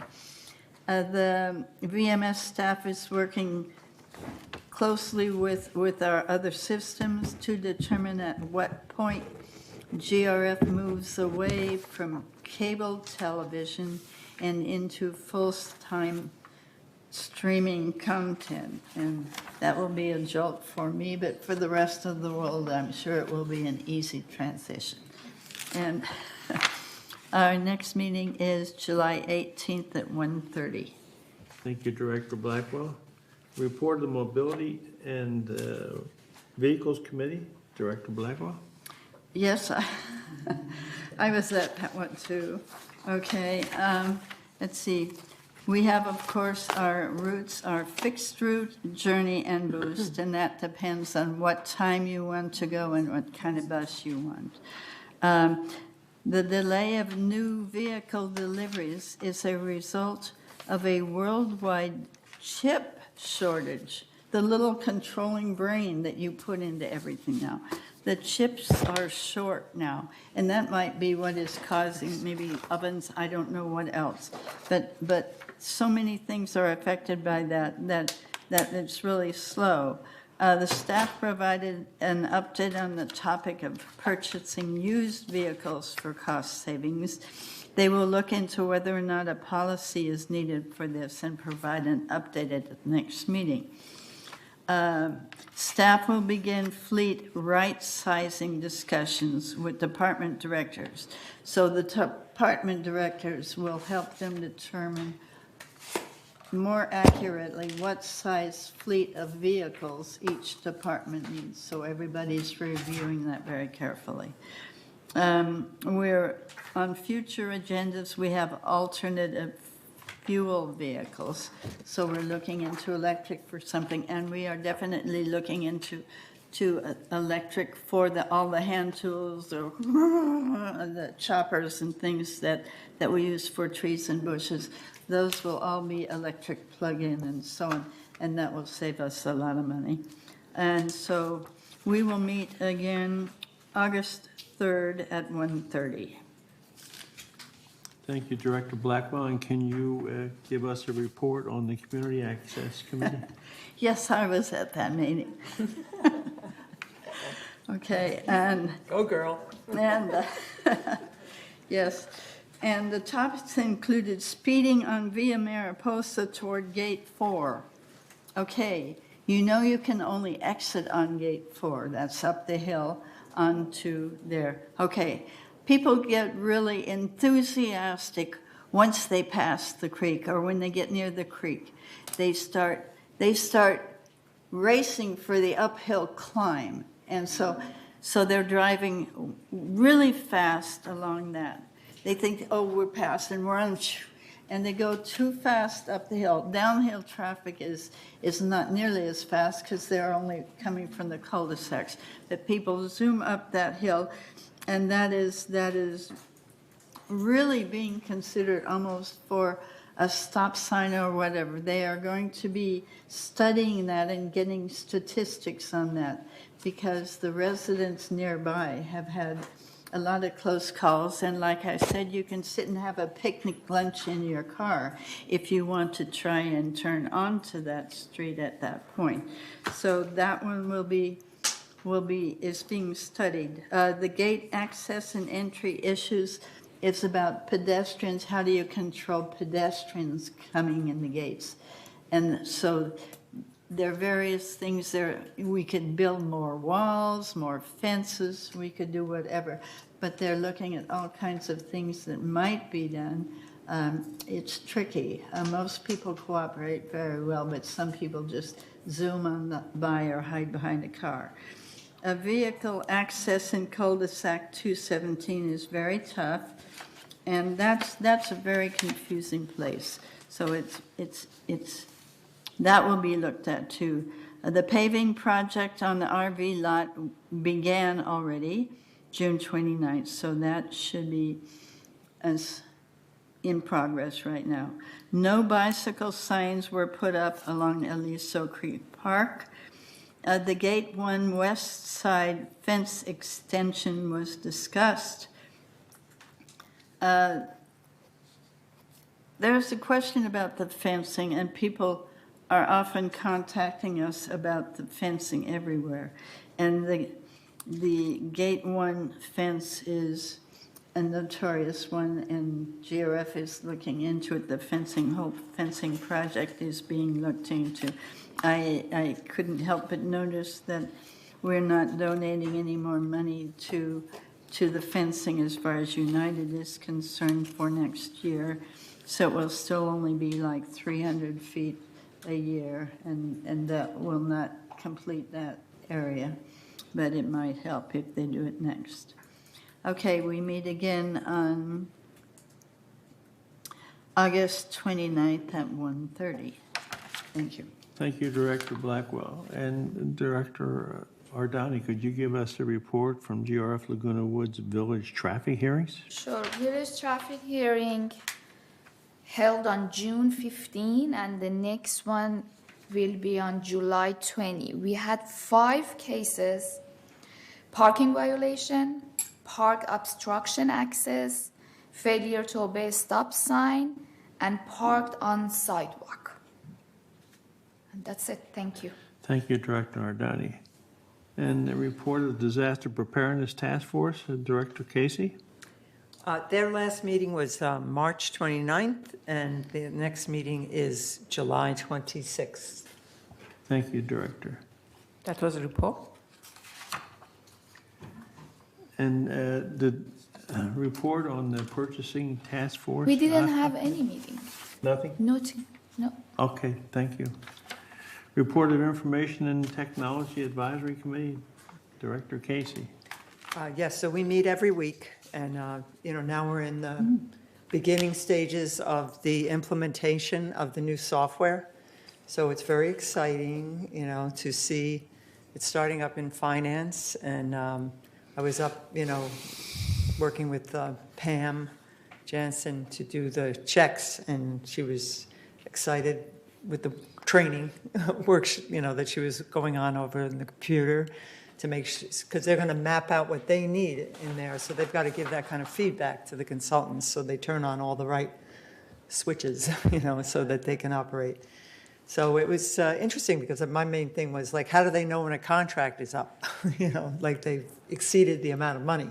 So, it's going to be fun to watch that. And they're having, they're going to choose fund accounting as the accounting method. And so they're going to have a workshop presentation on that, which I want to attend. So they meet every week, every Friday. Thank you. Thank you, Director Casey. And item number M, report of the Insurance Ad Hoc Committee. I'm on that committee. And we had a lengthy presentation by Dan Yost and his idea we explored the idea of a captive group. And the captive group is an idea that's very similar to your hospitalization and work, where you have a bunch of people get together and you buy group insurance. So this captive group theory is if you get 2 or 3 or 4 or a bunch of companies together to purchase insurance. It's a very interesting concept, but also for residents, we have to, our fiduciary responsibility is to look at all possible avenues for this insurance thing so that we can come back to the residents and say, we've checked this, we've checked that, and we recommend this. So right now, we don't have another meeting scheduled to be announced, but it's really critical that we pay attention to this because to me, we have to look at all the aspects so that we know we've done our fiduciary responsibility for the residents. And that's the end of my report. And report of the website Ad Hoc Committee. And we're working on that, and our next meeting is August 10th. And so my son and daughter-in-law will work up there in the Hollywood thing, so we have the opportunity to tap them for advice if we need it or some ideas. Anyway, so we'll move on with that. And future agenda items. Future agenda items. I don't see anything here. Huh? We don't have any list. Yeah. And so 17 is done. 18. Let's see. We will be in recess. It's 12:43, so we'll be in recess until 1:10. Half an hour? Huh? Half an hour? Yeah, 20. 1:15? 1:15, all right? We'll be in recess till 1:15, and the closed session will resume in the Willow Room. We stand at recess. Thank you. Very nice. Thank you. All right. Goodbye.